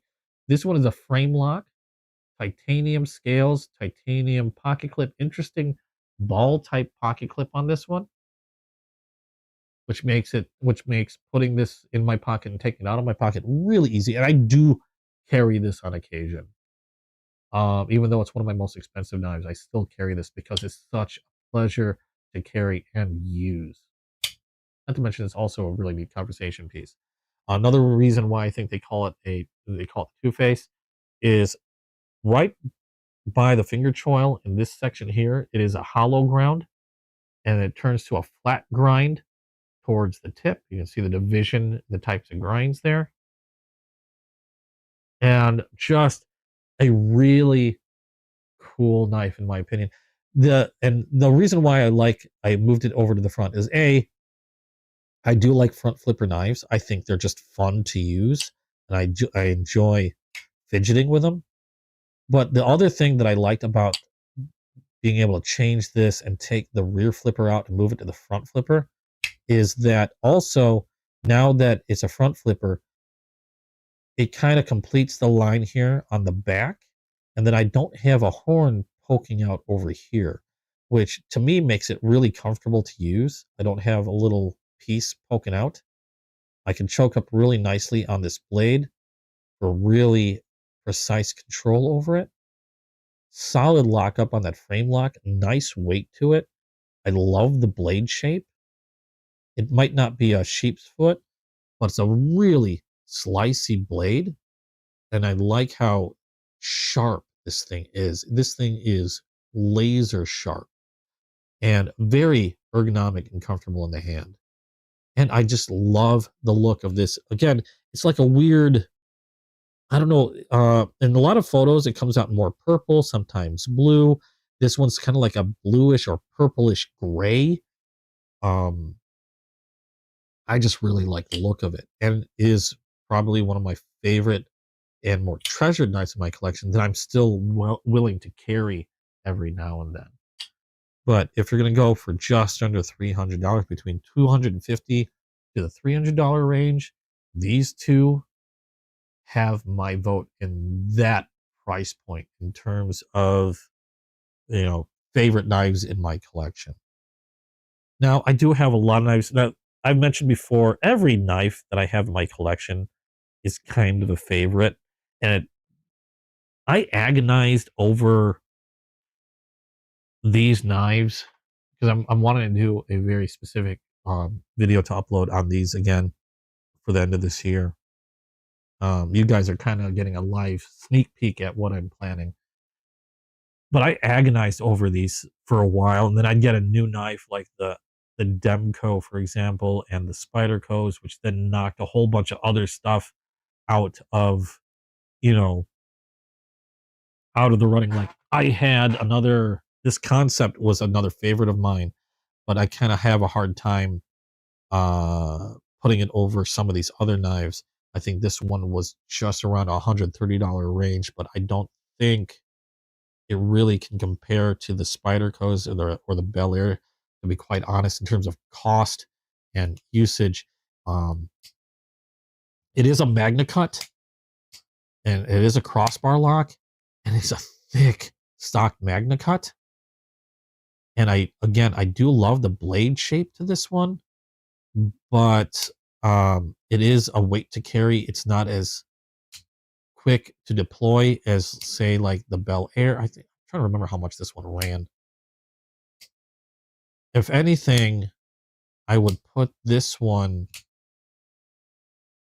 See, it's hard to say now because the Bel Air's dropped in price to $130, and if this is still $130, I don't know if they dropped this in price any.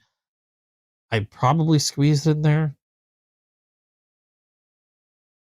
if you know what I mean. But while it's still a favorite, I don't know. It's hard to overtake that Bel Air, and because it's that one's a lot chunkier, it's a lot heavier. This one's much easier to carry in the pocket. It's much lighter. It's much faster.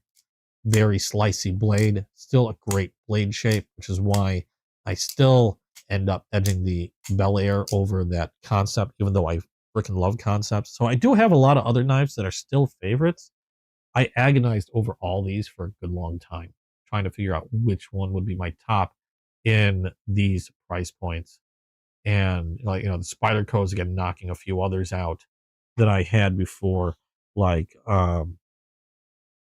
Taracos and stuff. And I have other interesting knives, but I don't carry them so often for one reason or another. And I wanted to stick to knives that I do carry for my top picks in price points. If you're looking at my top favorites and looking to do some shopping of your own, these knives have it, in my opinion.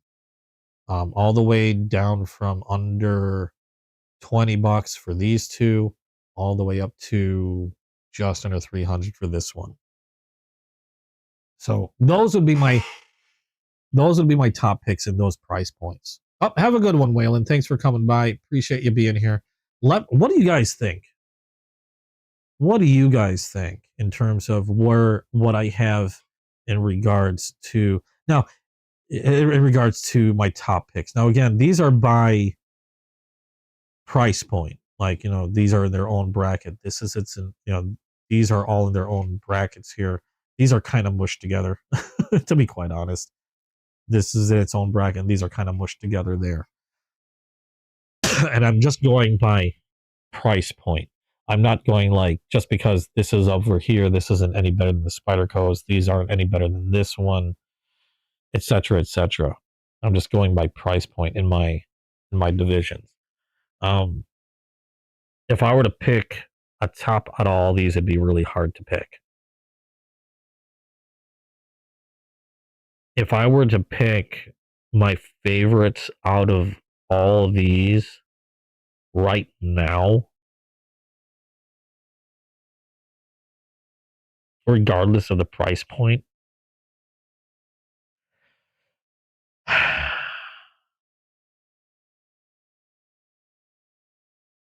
I can't say too much about these. I haven't used these as much yet. Going by what I've used, probably say these two have been my top picks. I've used these the most. Probably used this the second most, because I've actually carried this quite a lot. I love carrying this knife. Only reason why I haven't carried the Bel Air nearly as much is because it is a longer blade. I have a feeling that these three knives, though, are kind of going to disrupt this, because I'll probably start carrying, like, I've started carrying this quite a lot. I haven't carried this one as much as this, and I haven't owned these long enough. Obviously, I just opened this one today, so I haven't even carried this one yet. But as far as what I've carried, probably these three right here. I've carried the most out of this collection right now, especially these two. And this is probably one of the bigger surprises, was this Keto, in terms of what new ones for this year, along with the Spyderco's. The Spyderco's, I kind of knew what I was getting into, though. I know a lot of people raved about these Spyderco's, and they talk there's a lot of praise on these. So even though I hesitated on these for a long time, I wasn't a big fan of their looks at the time and stuff like that. I knew that there's a very good chance that they're going to be, they're going to be awesome knives. And they were. They are awesome freaking knives. I just haven't had the time spent on them. As far as going in blindly, this had to be the biggest surprise right here, was the Keto Mini Griffin. It was a manufacturer I wasn't very familiar with, and it was just such a futuristic shape that, it's like I was questioning, like, what am I doing getting a knife like this when I was getting the other one? Other than the fact that it was limited edition, I was really letting the limited edition kind of like invade my brain at the time. And once I got it in hand, then they came out with a G10 version that was cheaper. This is probably one of my top picks all around this year. If I were to take new knives, so like if I were to say best overall release for 2025, this one right here, the G10 Mini Griffin. If I'm just going to say for 2025, the Spyderco's have been out for a very long time. Demco's been out for a while. I can't remember when these came out. I know this is 2025. I know this has been out for a while. I know these all have been out for a while. If I'm just talking for release of 2025 alone, I'd have to say the Keto Mini Griffin would be my top pick for this year out of, anything that's been released. It's just a super fantastic fidgety knife, affordable at $80. Good materials, super fidgety. I love the sound. Even when it closes, I love the sound of this. Super fidgety, awesome knife. I love carrying this thing. That would be my top pick for what was released in 2025. As far as overall in my collection, it's hard to say. I want more time with these. I want more time with this. Just with what I spent, it was these. With time spent and what I've been carrying. So that's my current picks. What do you guys think? You like the Blurple? You're talking about this one here. It's a great looking one. Hey, Dan, how you doing? Yeah, this one's just really cool looking. I do love this one, especially with like being able to reverse flick it, and it's just such a clean knife. The lines on it, and again, it's a I've pulled this out to use cutting open packages and stuff on the occasions I do carry it. I've always gotten massive compliments. They're always curious about like, what the hell is that? And you can't help but smile. It's just a really cool knife. But yeah, so these are my top picks in terms of from lowest price to the most expensive in my collection. Have to be those for modern knives. The Remettes are fantastic. Remettes in concept, even though I don't have a concept on here. Okay. Remettes and concept have become a great favorite of mine just over this year alone in terms of what they've come out with, their knives. Like I said, these are my top picks for 20 and under 30, 40, 50, under 100, between 100 and 150, between 150 to 200, just over 200, and 250 to 300. But regardless, I have a lot of other knives in my collection that are still favorites of mine. I just don't use as often. A lot of them are from Remette and Concept, especially like Concept, like the Tarraco, is still a favorite. This one's their front flipper only, Tiger Stripe Titanium. Really awesome knife. I do carry this one on occasion. You would like to get a Vosteed Croc? Vosteed Croc. Actually, a really cool knife. And there's a chance that because I have a Vosteed Hedgehog coming my way, but it didn't make it in time for this video, and it's a possibility when I get it in hand, it could kind of rock the boat a little. I'm unsure because the Vosteed ran. How much did I'm trying to remember how much the Hedgehog ran. I believe it would be fighting with the Bel Air in cost. And if that's the case, the Bel Air would admittedly still take it. I'm not saying that I would dislike the Hedgehog. The Hedgehog is a great knife from everything I've heard. And everything that I've looked at on paper, I know I'm going to like the knife, but material-wise and stuff, I still think the Bel Air would probably take it.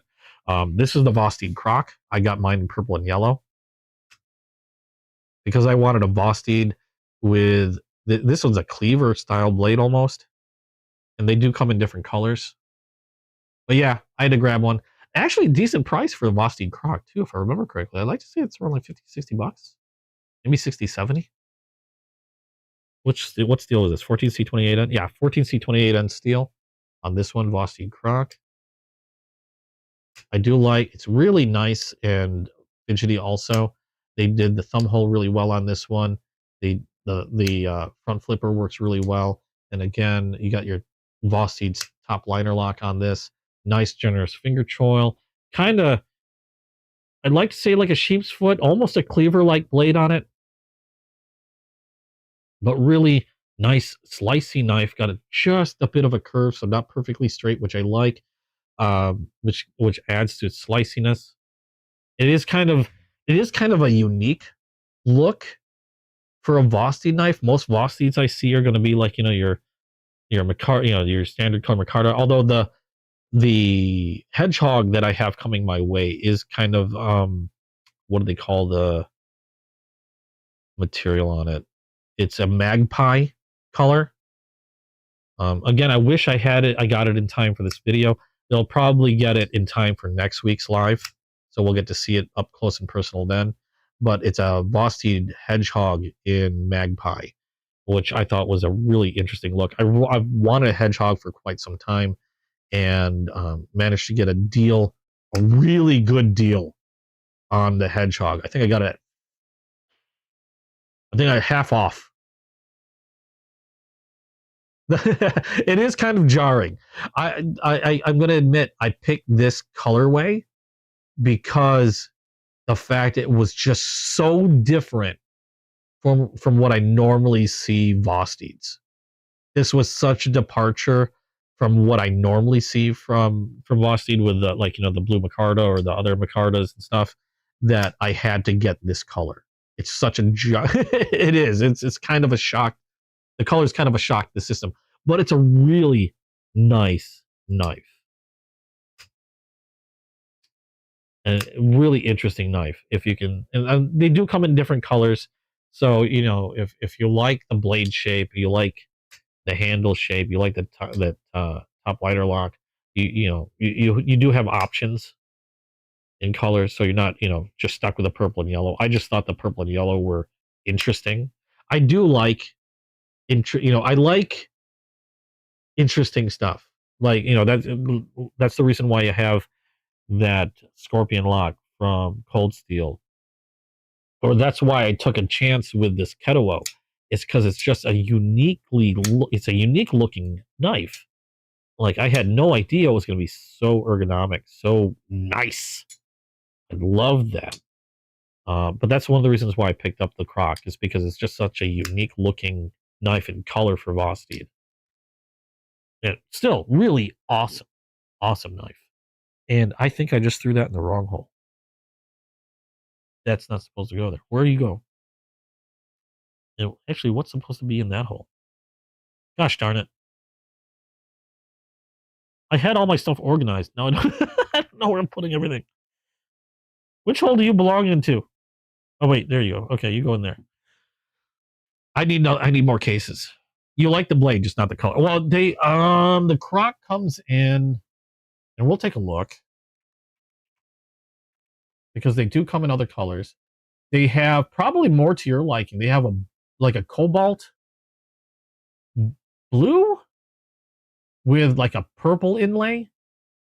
So you have a cobalt blue and a dark purple stripe, which actually looks pretty cool. The blade itself it's a black stonewash blade, so it's not a naked steel blade like I had. It's a black stonewash. Oh, these were like $45. Cyber Monday deal. I know I paid more than that. So $45. That's not bad. That's pretty good. And then they have, okay, obviously the purple and yellow, and then they have, oh, why is that so expensive? Oh, okay. So they have one with S35 VN steel in a green aluminum with, it looks like carbon fiber inlay, like a racing stripe. And that one's like $97. But it's got a premium steel on it. So that doesn't come as a surprise in cost now. But yeah, so I probably more in line with what you'd like would be that blue with a purple inlay. That looks actually kind of cool with a black and stonewash blade. Otherwise, same shape, same blade shape, everything. Really cool knife. Yeah, so I mean, I do have a lot of other favorites. It's just I think these encompass my top picks when it comes to these particular price brackets. Like if you had only $50 to spend, like $50-$60 to spend, you are not going to go wrong at all with the Vosteed Porcupine. unless for some reason you really hate thumb holes. If you really hate thumb holes, okay, yeah, what can you do? If that's the case, then I'd say go with the Ontario Rat Model 2, which comes with thumb studs, and that's going to save you about $10. This is like about $45 right here. Liner lock, hard use folder. These were very popular for a long time. A lot of military carry the Model 1, which is just basically it's a bigger version of the Model 2. I actually have the Model 1 as well. Actually, to give you a size comparison, here's my Model 1. To give you a size comparison, a lot of military love these Model 1s. There's the Model 1, also an AUS 8 steel. Here's the Model 2. Very inexpensive knives, but I like the Model 2 because this is a blade size that, again, I live in a restricted, in a state where blade size is for the most part restricted. So I carry the smaller one, the Model 2, with me every now and then. I got the Model 1 because it's kind of like, it's just it was a widely popular knife. It was inexpensive, and it's just a really nice, hard use knife. Bells and whistles aside, it's not super fancy, but this will definitely do the job if you need a hard use folder. That's why I have the Model 2 out here. It's a fantastic knife at about $45. So that's why it takes that bracket. Top knife on this list when it comes to materials and cost. Kettlewell was just such a big surprise. If you have $80 to spend on a knife, I think it's really hard to beat this one. And they do come in different colors. This one I call the Stormtrooper, and a lot of people call it the Stormtrooper because the white and black G10. They do have other colors, again, with 14C 28N steel blades and with different finishes on the blades for about $80. This one is the biggest surprise of 2025 for me and really hard to beat at that price point.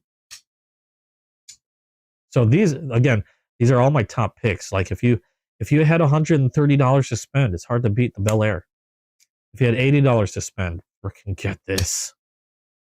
If you had between $150 to $200, these Spydercos are freaking fantastic. This one's an oddball one because it's just over $200. And while I think this is an awesome knife, I'd almost say, like, if you really like the Sharlock, it's hard to beat, especially the 20 CV steel. But I could almost mix these two up with this, save some money, and get the Magna Cut and the Salt versions of the Spydercos. If you want something super flashy and have the money for, to drop on it, $250 for the Ramet Woodpecker. The Woodpecker is just one of my most beautiful knives, in my opinion. And then the Two Face is just freaking cool at $265 roughly. I just really love this knife.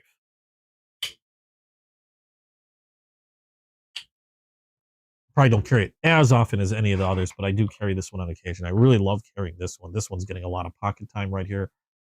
These two have had a lot of pocket time.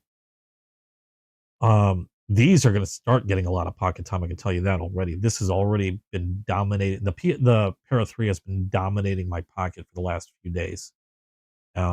And to the point of where I feel bad I'm neglecting this one. I don't know why I've just been carrying this one. I'll be carrying this one a lot in the future. This one I'm going to be carrying as well. See how I feel about that. But yeah, that's it. What would you like? What are your favorites on these in these price ranges? Again, now I'm not going by my utmost favorite. This is just my top favorite for these price ranges.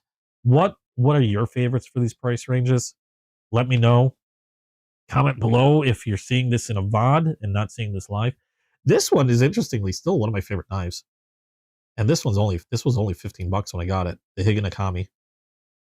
There's something about a very simply made knife that I find really intriguing. I mean, it's simple, but there's something about it that to me just makes it, to me, it's just simply beautiful. It doesn't, it's not flashy. It doesn't have to be. It does what it needs to do. And I don't know. I just love the look.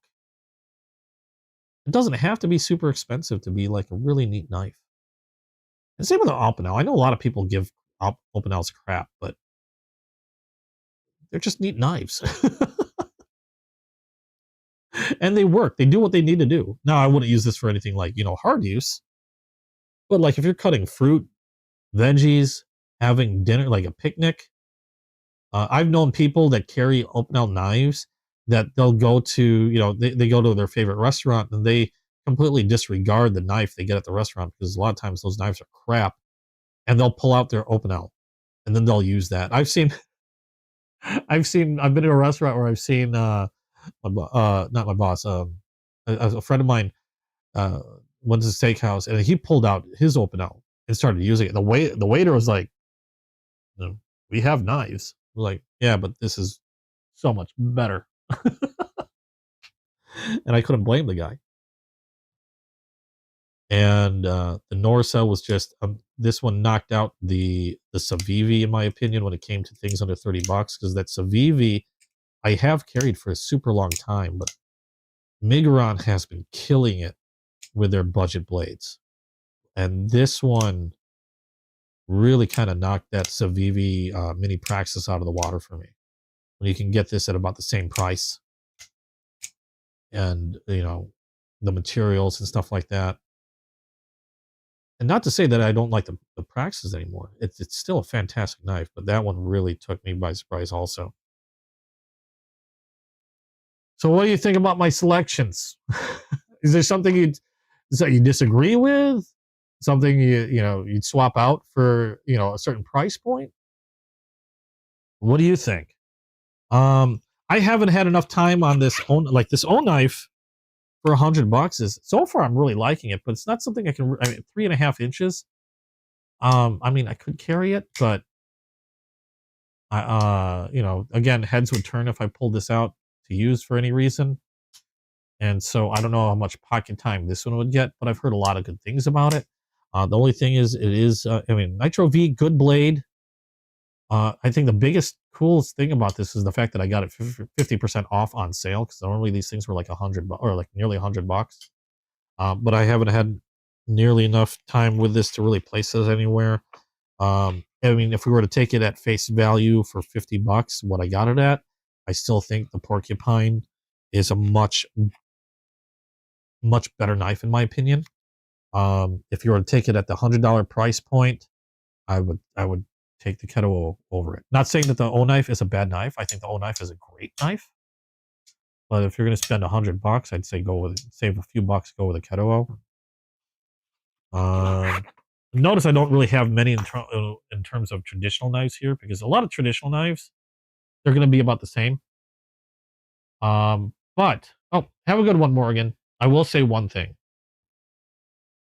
If you're looking for a really good traditional knife, and you're not looking for something modern, the knives that traditional knives, the ones that are going to be hard to beat, and I would definitely recommend to anybody looking at traditional knives, especially if you're looking for something that you want to use, or if you're looking for gift ideas, the traditional knives that I would recommend are going to be the Case Crossroads.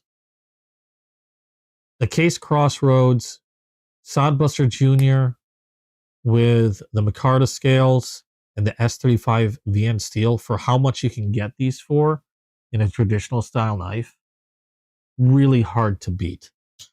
That one is a blue denim. I have also in a black, I think this is a linen micarta or burlap micarta. No, I think burlap micarta with G10 liners.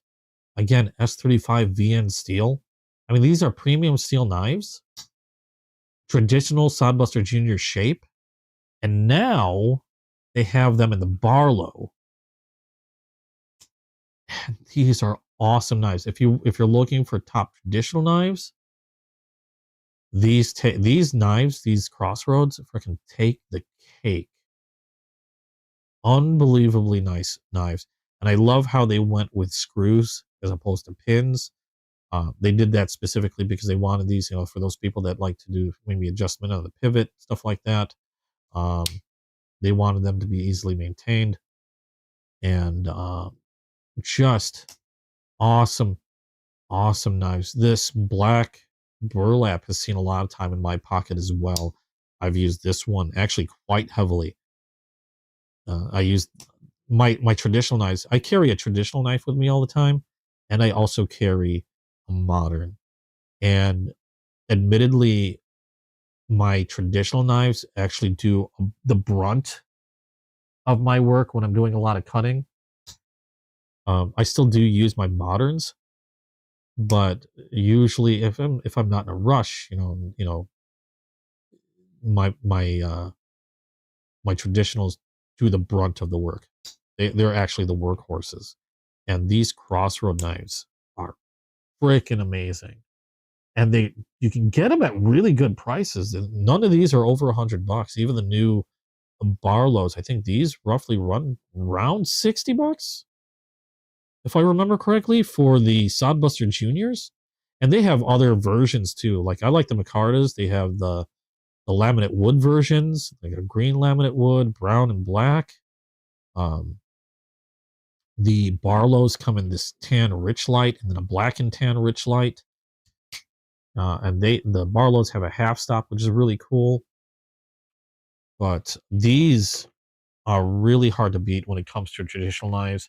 I didn't have favorites for traditional knives because usually if you have a Sodbuster Junior or a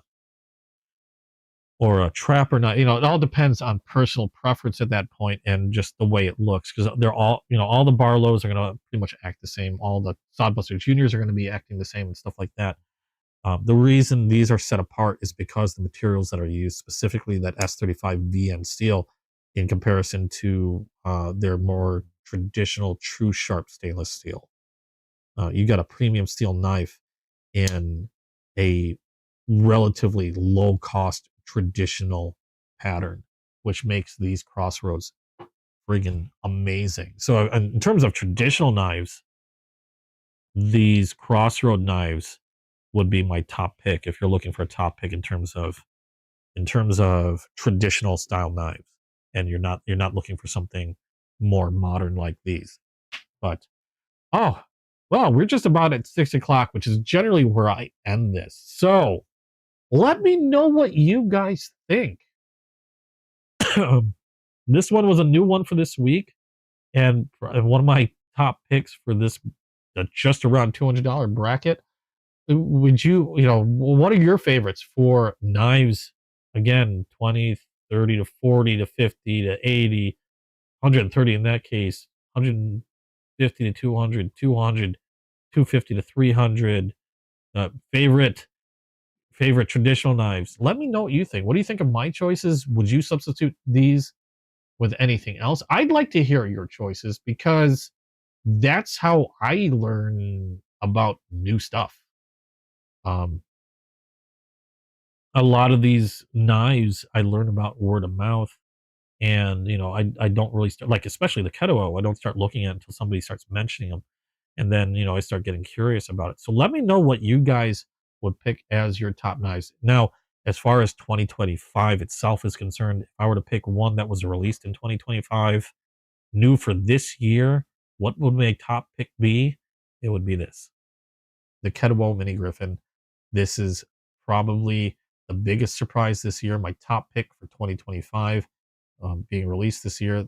Specifically the G10 Mini Griffin from Keto, because at that price point, for the materials, just how nice this knife is, hard to go wrong. But yeah, that would be my top pick for 2025. Let me know what you guys think, what your top picks would be in terms of cost for the year 2025 or just overall. But I think that's going to be it for tonight. Thank you guys so much for joining me. Hope you guys enjoyed watching. I'll continue to start pumping out, or I'll be trying to pump out videos as often as I can throughout the week. And then we'll probably do another live next Saturday at 2 p.m. Central Standard Time. So Hopefully I'll have some new stuff to show you. Maybe I didn't get a chance to do it this week, but maybe I'll do some customizations then. We'll see. I'm still debating on the red bone, making a smoked bacon out of that, and maybe some others. If I can get some other case knives in, maybe I'll customize a few more. Or maybe I'll even get some customizations for the Demco, or maybe even the Spydercos. We'll see. I don't know. Anyway, thanks again, guys, for joining me. Hope you guys had fun. If you liked what you saw, please drop a like down below. If you haven't yet, hit subscribe, hit that notification bell, and that way you'll get notified as soon as I drop a new video. Now, I don't have a closing yet for these videos. I didn't create a new opening. Hope you guys liked it, but I'll work on the closing soon enough. I'm just going to go ahead and end it here. I need to go hit the washroom, get something to eat. You guys have a great rest of the weekend, and see you in the next video. Thanks again, guys. You've been awesome. Bye. Now if I can hit the right buttons. Where'd my pointer go? There we go. Okay, bye.